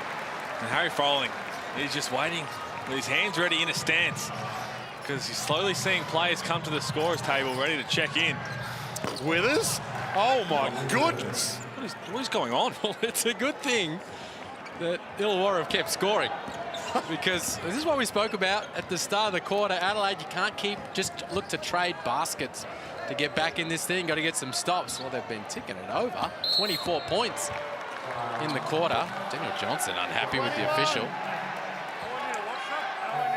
Yeah, we talked about it a bit. They can score and score quickly. The Adelaide 36ers, 83 points on the board, which is pretty good with 2:45 left in a game. But the trouble is, Illawarra's got 98. Well, the subs come in, but Harry Froling is staying out there. That's all we want to see. Yes. There's a big game coming up against Perth for the Wildcats. They played Illawarra, of course, beat them the other day, and they're just kicking back, watching until they play them again. Scott Morrison said, we're just treating it like it's half time, whereas for the Hawks, they've got to get through this one and then recover. Fadeaway 2 attempt from Harry. Had to put that away. Shot clock violation as Isaac White let it fly for the Hawks. And there's the shot chart from the 2 3-point gunslingers. Well, they've been enormous. I mean, Sunday Detch, and he missed 3 in a row to start the fourth quarter, and then started to light it up again. He's just been lights out since coming back from injuries. I think he was 4 of 8 coming into this game, 6 of 10 tonight. All that off-season work with Brett Maher, one of the all-time great shooters, is paying off big time for Sunday Detch. Tough from Pat Duffelmeyer on the floor now for the 36ers. So a few having a sit down after what's been a torrid time. We'll see if Sunday Detch can get out there just to add another one or not. Brian Goorjian still barking the instructions. He's not done yet. 2 minutes left. Lachlan Dent. Harry Froling still out there, searching for his 9th. Emmett Nah getting some court time. The jam was nearly there. Mojave King. Kai Soto. Mojave had the chair pulled on him, which was nice. Nice bit of work. Good to see Emmett Nah getting some court time. It's nice. A couple of guys getting a bit of run here. A few mullets on display for the Hawks, just quietly. New career high for Harry Froling. First player to make 8 triples in NBL22. When we do our really way too early preseason predictions, I asked you who was going to make the most threes in a game this season. Would Harry Froling be one of the first ones that jumped to your mind? Oh, his teammate probably would have been the guy I'd have answered. Harry's pulling down the rebounds as well, quickly down the other end. He's going to have to get down there quick to let another one fly. Doesn't. Emmett Nah, who we spoke about. Poked clear. You see the Hawks 1 bucket away here from triple figures. I said off the top of the broadcast about how since the start of round 3, Illawarra was second last in defensive efficiency. Well, the team we didn't talk about were the Adelaide 36ers, last in that stat. And those defensive issues coming home to roost tonight. Everyone wants to join the party, and the jam from it. Olga Gak brings the crowd back to their feet. And the tons up, 183. Tough for Mojave King, but pulls one from his bag of tricks. Been fun to watch this game, even though at the moment it's a scoreline that the Adelaide 36ers fans will hate to see. They have given some entertainment. Okay, baseline, baseline. Thank you. Baseline ball. Make sure we don't break the plane. Here we go. Well, you know it's party time when, thank God, I'm a country boy. Starts pumping. at the Wynn Entertainment Centre. Hawkheads having a good time. Yeah, why wouldn't you? Another king to the corner. Rims out. Jack pulls down the rebound. Okay, where are you, Harry? Are you going to give us 9 for the night? And pocket pick. Everybody knew it was going to Harry Froling, and a jam down the other end for Manny Malou. And Brian Goorjian was talking about a three-quarter time going in with some momentum for this next game. He won't be totally thrilled with the defense on display in the fourth quarter, giving up a lot of points. Up fake, step back, gave it some thought, handed it up. What are you doing, Harry? The whole basketball world sitting back watching. 36 seconds left. Harry, you're not still out there for your ball movement, big fella. Well, he's not trying to get, he's playing like he's trying to get a triple-double. What are you doing, Harry? Let it fly, son. Almost the steal to give Harry one last chance at it. Kai Soto, as the clock winds down, fouled by Harry Froling. All good, Grizz, take you, mate. Grizz, take you. Bonus. Let's go. That's it. We have been singing the praises of his decision-making tonight throughout the game. I hear you, Pete. I hear you. I mean, but he's just trying to make the right play every single time right now. Gorge left him out there for a reason. He did. And he's literally played like he's trying to get an extra assist for a triple-double. Well, could have taken the first one, went for a he's step 7 back, away. Created enough space. So they'll have 7 seconds left to give it to Harry to launch for 9. Soto puts it in. Harry hands it in. You know he's going to get it back. Surely he's going to get it back. Oh, come on. And they dribble it out. Anti-climax. 100-89. And it's been brothers Froling that have put on some sort of show here at the Wynn Entertainment Centre in Illawarra. And if he joined us late, Harry Froling, 8 of 10 from outside the three-point arc to finish with 27 points in a demolition job in the end against the 36ers. 100-89. Well, it was well done from the Hawks. I mean, that last quarter, credit to the Sixers. They started to fight back. Sunday Detch hit some big shots. That's what they had to do, because this scoreline could have got really, really ugly at time. But well done for the Hawks. They got their win. For the most part, their defense was better. Their pressure was there. They gave up a few offensive rebounds early. They fixed that. They looked after the ball. Only 5 turnovers for the game. That's outstanding. And in the end, Harry Froling, Sam Froling had themselves a night. Tyler Harvey chipped in. Cleveland. Good team effort from the Hawks. 189. Don't forget, tomorrow night, Southeast Melbourne, Phoenix and Cairns. Then Jan 26, Wednesday, day game, Brisbane and Melbourne United. And then Illawarra front up against Perth again. That's Thursday night as we bring you 30 games in 25 days in this Hungry Jacks NBL22 season. Adelaide's next game is Friday night against Tasmania. And then there's a double Saturday and a triple header Sunday. Can't wait for all of that. And this one has lived up to expectations at the Wynn Entertainment Centre in Illawarra. We expected fireworks and we got fireworks.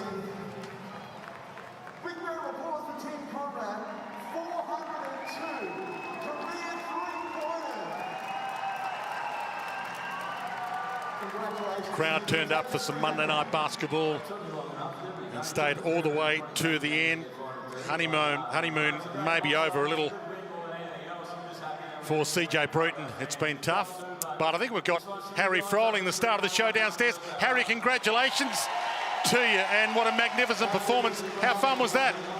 Yeah, it was fun. I mean, second quarter we let it slip a little bit towards the end, but we got a good spray at halftime, and then came out, we fired in the second half, so it was good to put that one away, and we needed it after dropping 2 at home. We got to defend the home court. Harry, great performance by the team, as you say, especially in that third quarter, but career high night for you. 27 points, just making it rain from long range. You said at halftime, this is not the Harry Froling you've seen the last couple of years. What do you mean by that?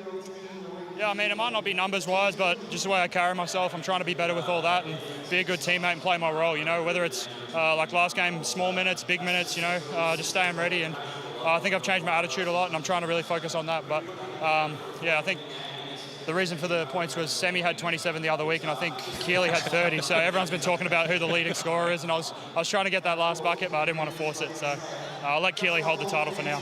Well, Harry, it's Halls here. I want to talk about that because Goorj emptied the bench, the Sixers emptied the bench, left you out there, and I'm not sure if you only needed 7 more assists to get a triple-double. What are you doing? You've got to let it fly, mate. You know, I like to play the right way, and I was trying to get those other boys who haven't seen a lot of court time in a couple shots, and that's the way I want to play. I want to be an unselfish guy and move the ball, so, yeah. Congratulations, Harry. It was a fantastic show to watch, and we absolutely loved it. So we thank you for the party you allowed us to come to. Appreciate it. Talk some smack to Sam for me. All right. Harry Froling, who's playing it down. He might have been the best player in this game here. He's the footlocker player of the game, but he doesn't even reckon he's in the top 3 players in his family. I loved it from Big Harry tonight, and I like the fact he didn't just come out jacking Harry Froling. He worked his way into the game, just made good decisions. He said in that chat right there, I'm just trying to play the right way and make good decisions, and he did that all night long. We spoke earlier about his decision-making, and then as the game went on, he caught fire and was absolutely feeling it from long range. A career-high 27, 8 of 10 from three-point territory. Absolutely spectacular. 1 rebound off that 20 and 10 game, and a couple of dimes, a couple of steals to go along with it. A career-best performance from Big Harry tonight. Well, it's been the Froling Show. Joe Healy has the other half of the Froling Show. I do. I'm standing down here with Sam. First of all, I've got to ask, have you ever seen your brother shoot like that before? Yeah, plenty of times. I mean, that's what... Well done, Timmy, 400. The way Harry was shooting, he's well on his way to that as well. But, yeah, I mean, I've seen him do it a million times before. It was cool to see him come out here and do it at this level.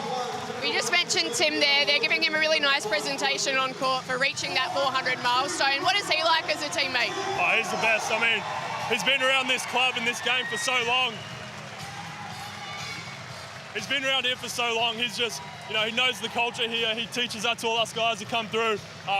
You know, you can't ask for a better teammate than him. A big game from yourself as well. How special is it when you can go out there with your brother and both be on fire on the night? Yeah, it's a lot of fun. You know, he gave me the ball a few times. I put it in for him.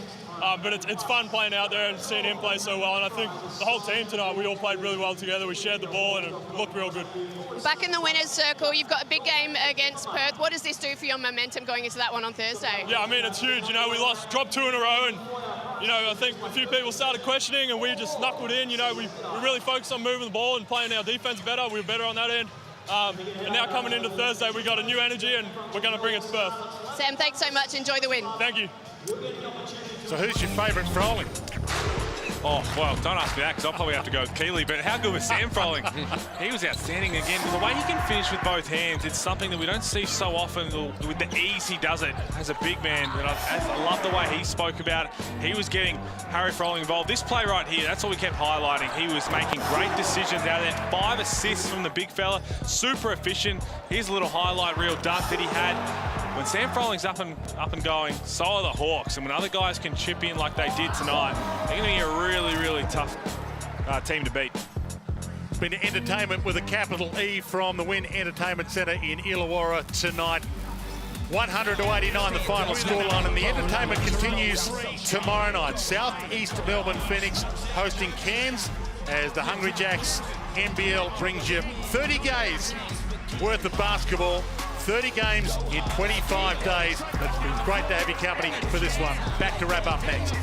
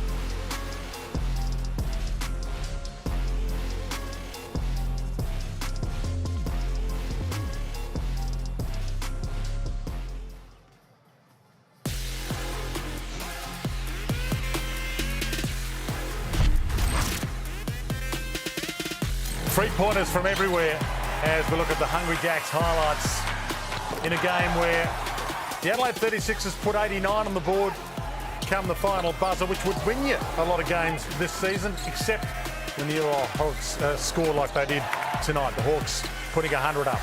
Just couldn't get consistent stops.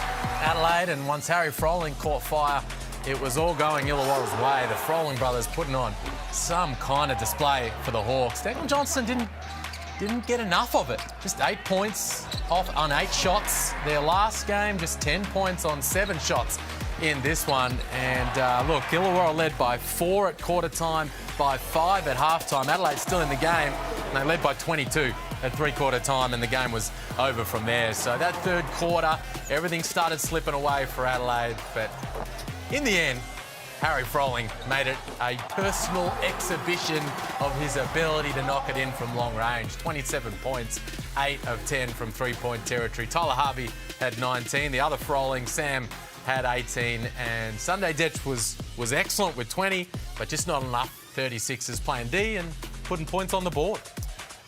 Well, any other night we'll be talking about Sunday Detch's 6 three-pointers, given what kind of show that Sunday Detch put on. Tyler Harvey was pretty good as well, finding his shot again tonight. Well, he was. I mean, we kind of highlighted his shooting woes to start the game, but I like that he got to his spot. Again, super patient. He was 8 of 13 from the field, 3 of 5 from 3. Didn't try and force anything. A lot of that probably had to do with the fact that Harry Froling was going as he was, shooting the ball really well.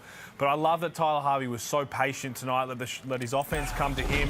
So often he got to his spot where his floater is there wherever he wants to get to and made a good decision to pass. He had 5 assists. He knew exactly the way they came to defend him. Right here, you see how aggressive Cam Bairstow was flying out. He knew he had to get rid of it quickly because someone would be open. So that's a really smart play from Tyler Harvey. And if you don't come to him, he's going to do this as well. He's still one of the best players in the league, and they're going to need him to continue to put up numbers like this in games like they will play against Perth and beyond.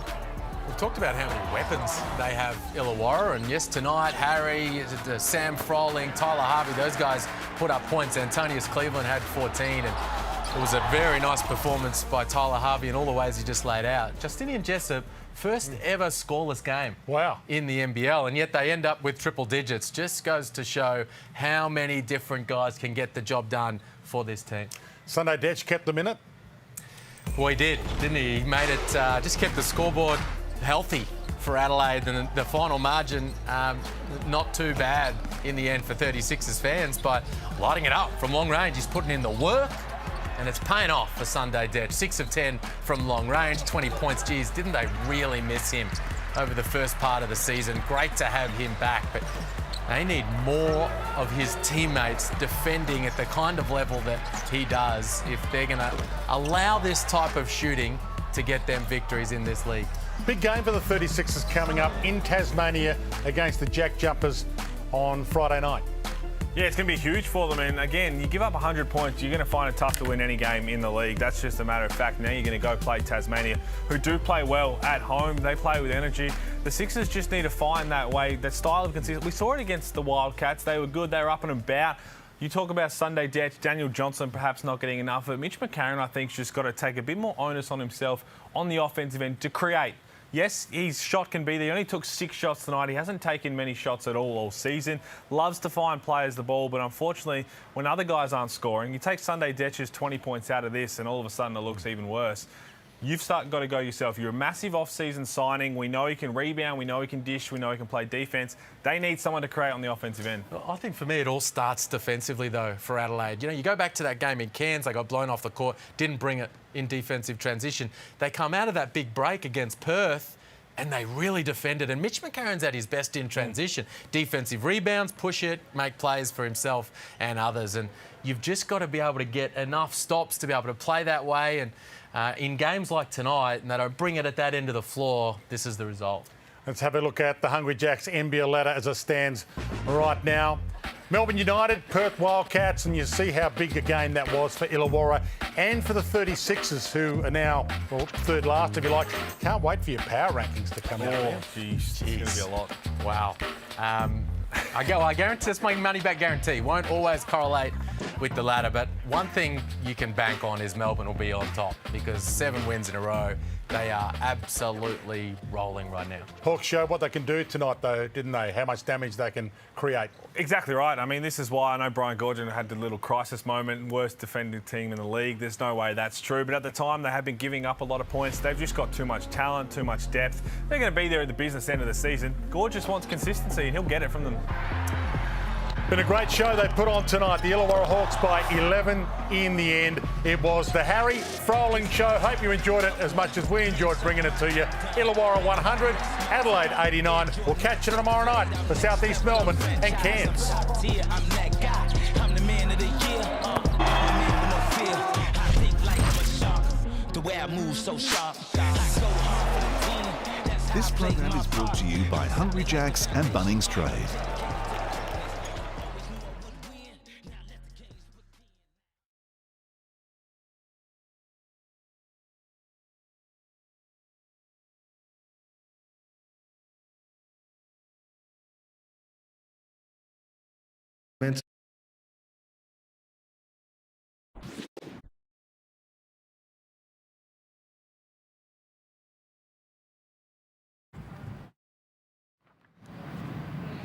All right, go Chris.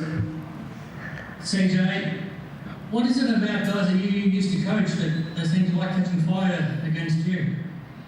I don't know. You might have to ask them that question. That's I don't think that's a common theme against me or anyone else. That's part of basketball. You've played in certain spots and guys play well.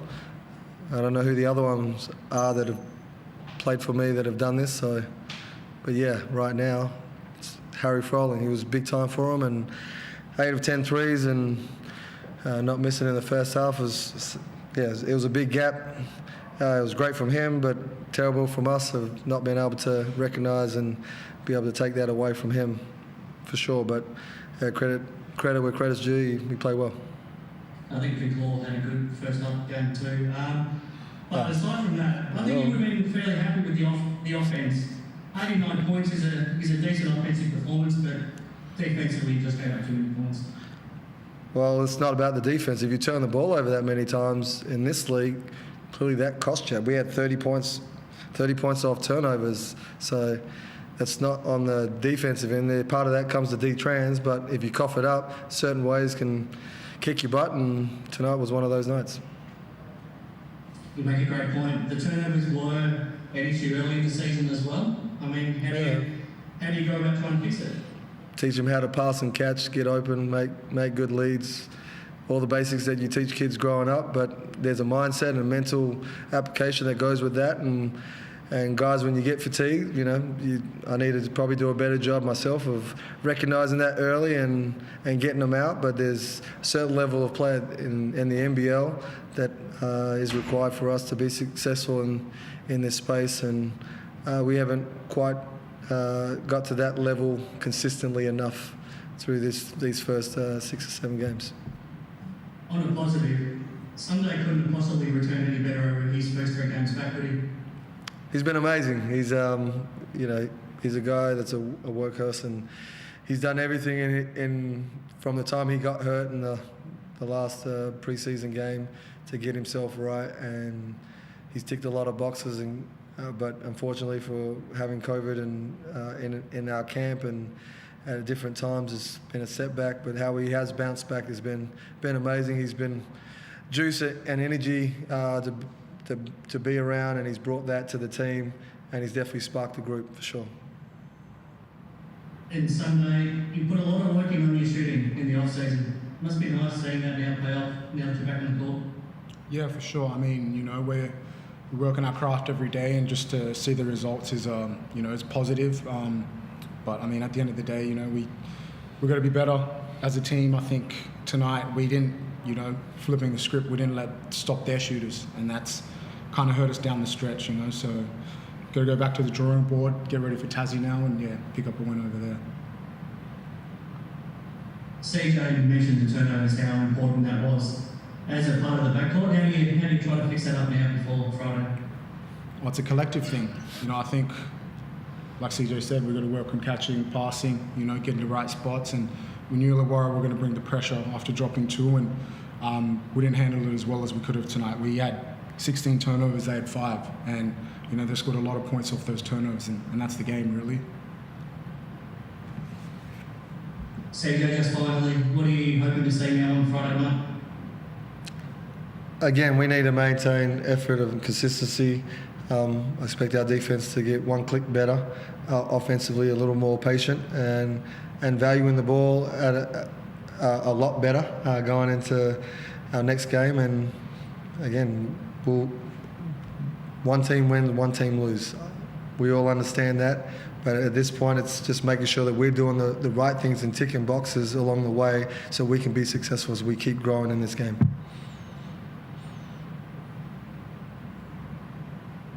Let's put some questions. Thanks, boys. Thank you. Thanks, guys. Thanks, CJ. Good job. Thanks, man.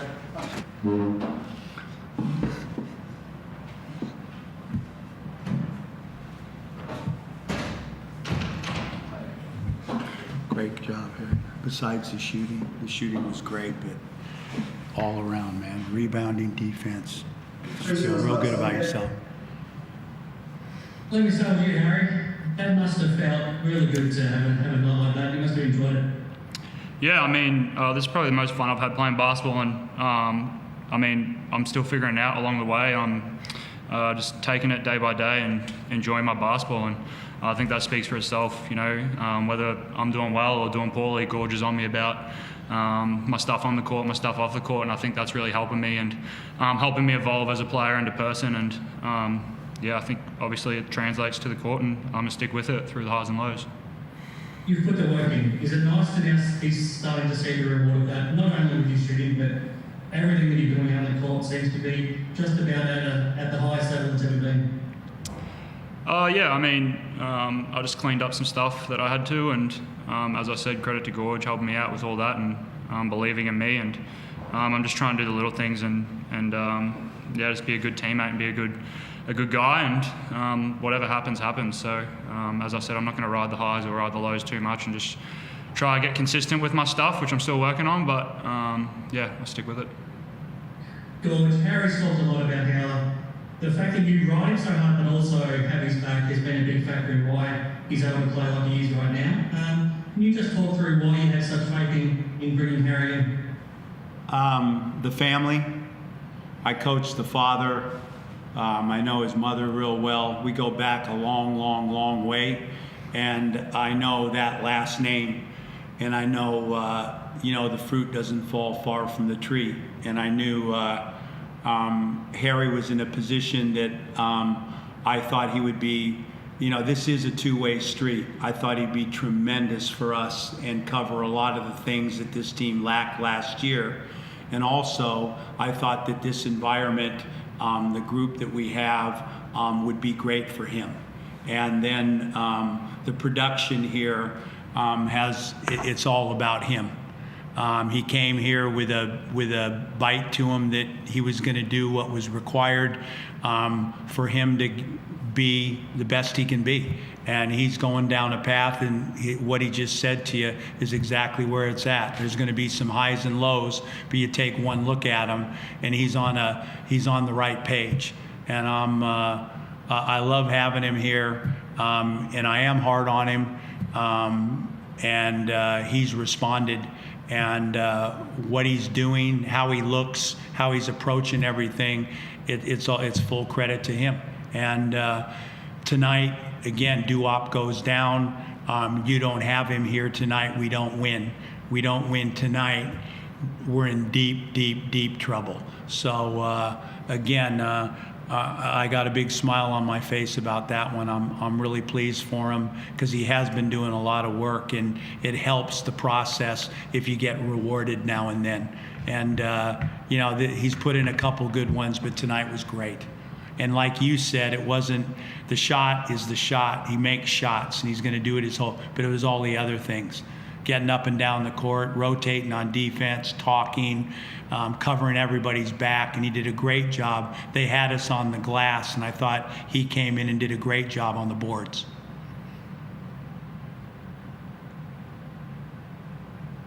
wrap era?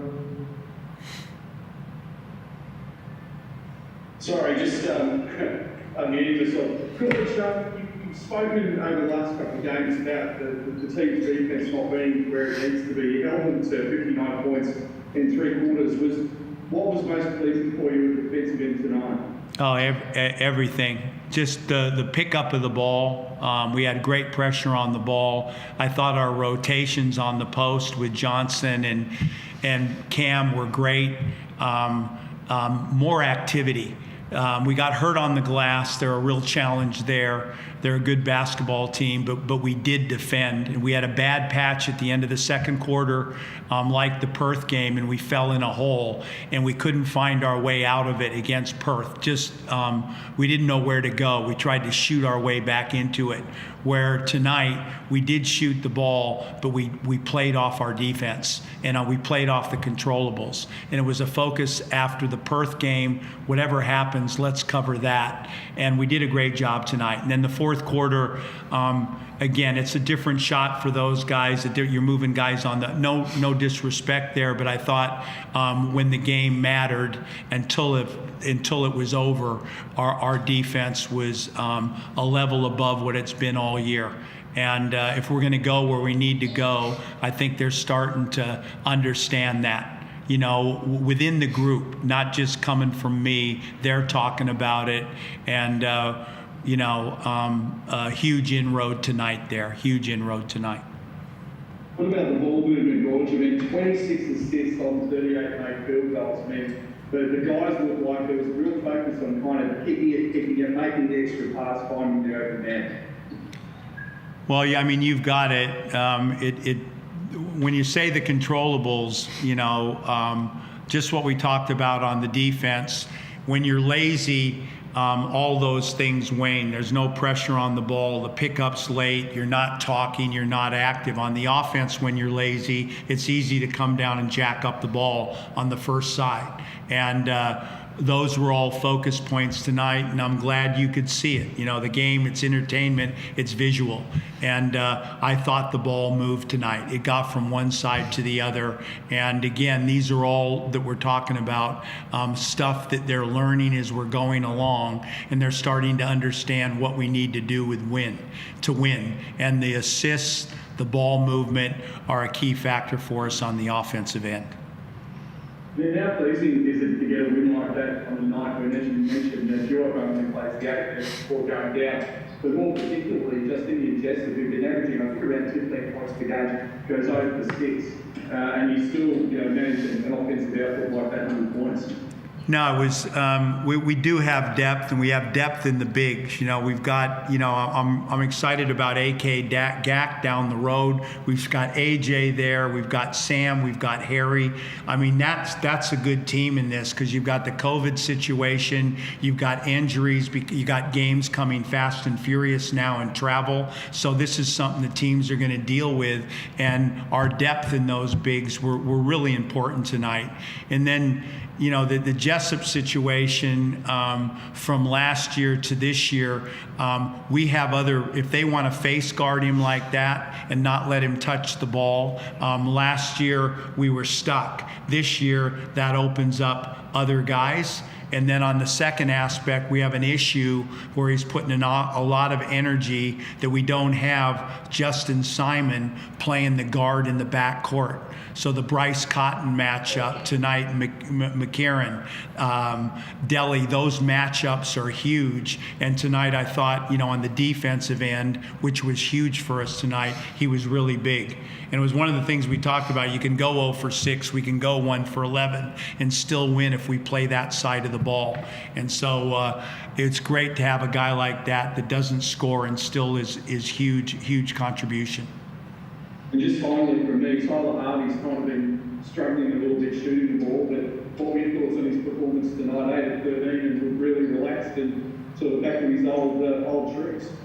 I think he felt comfortable tonight because I think the pressure wasn't on him tonight to have to score the ball. He knows from last year, and there was a good feel out there right from the start of the game, and I thought it took pressure off him.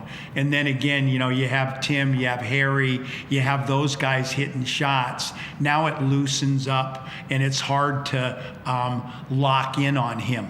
So, you know, again, this addition of these perimeter players, perimeter shooters, have loosened it up for him, and I know he felt like we had a winning formula tonight.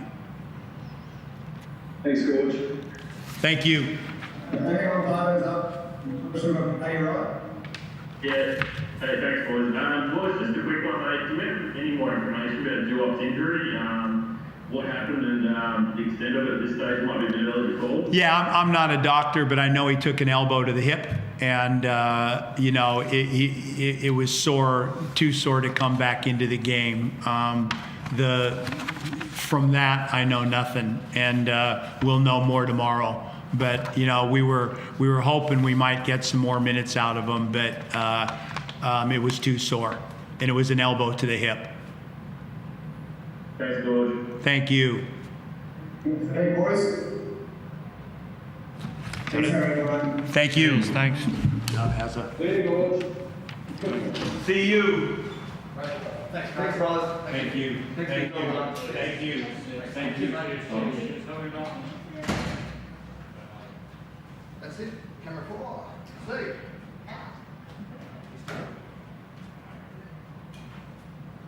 Thanks, legends.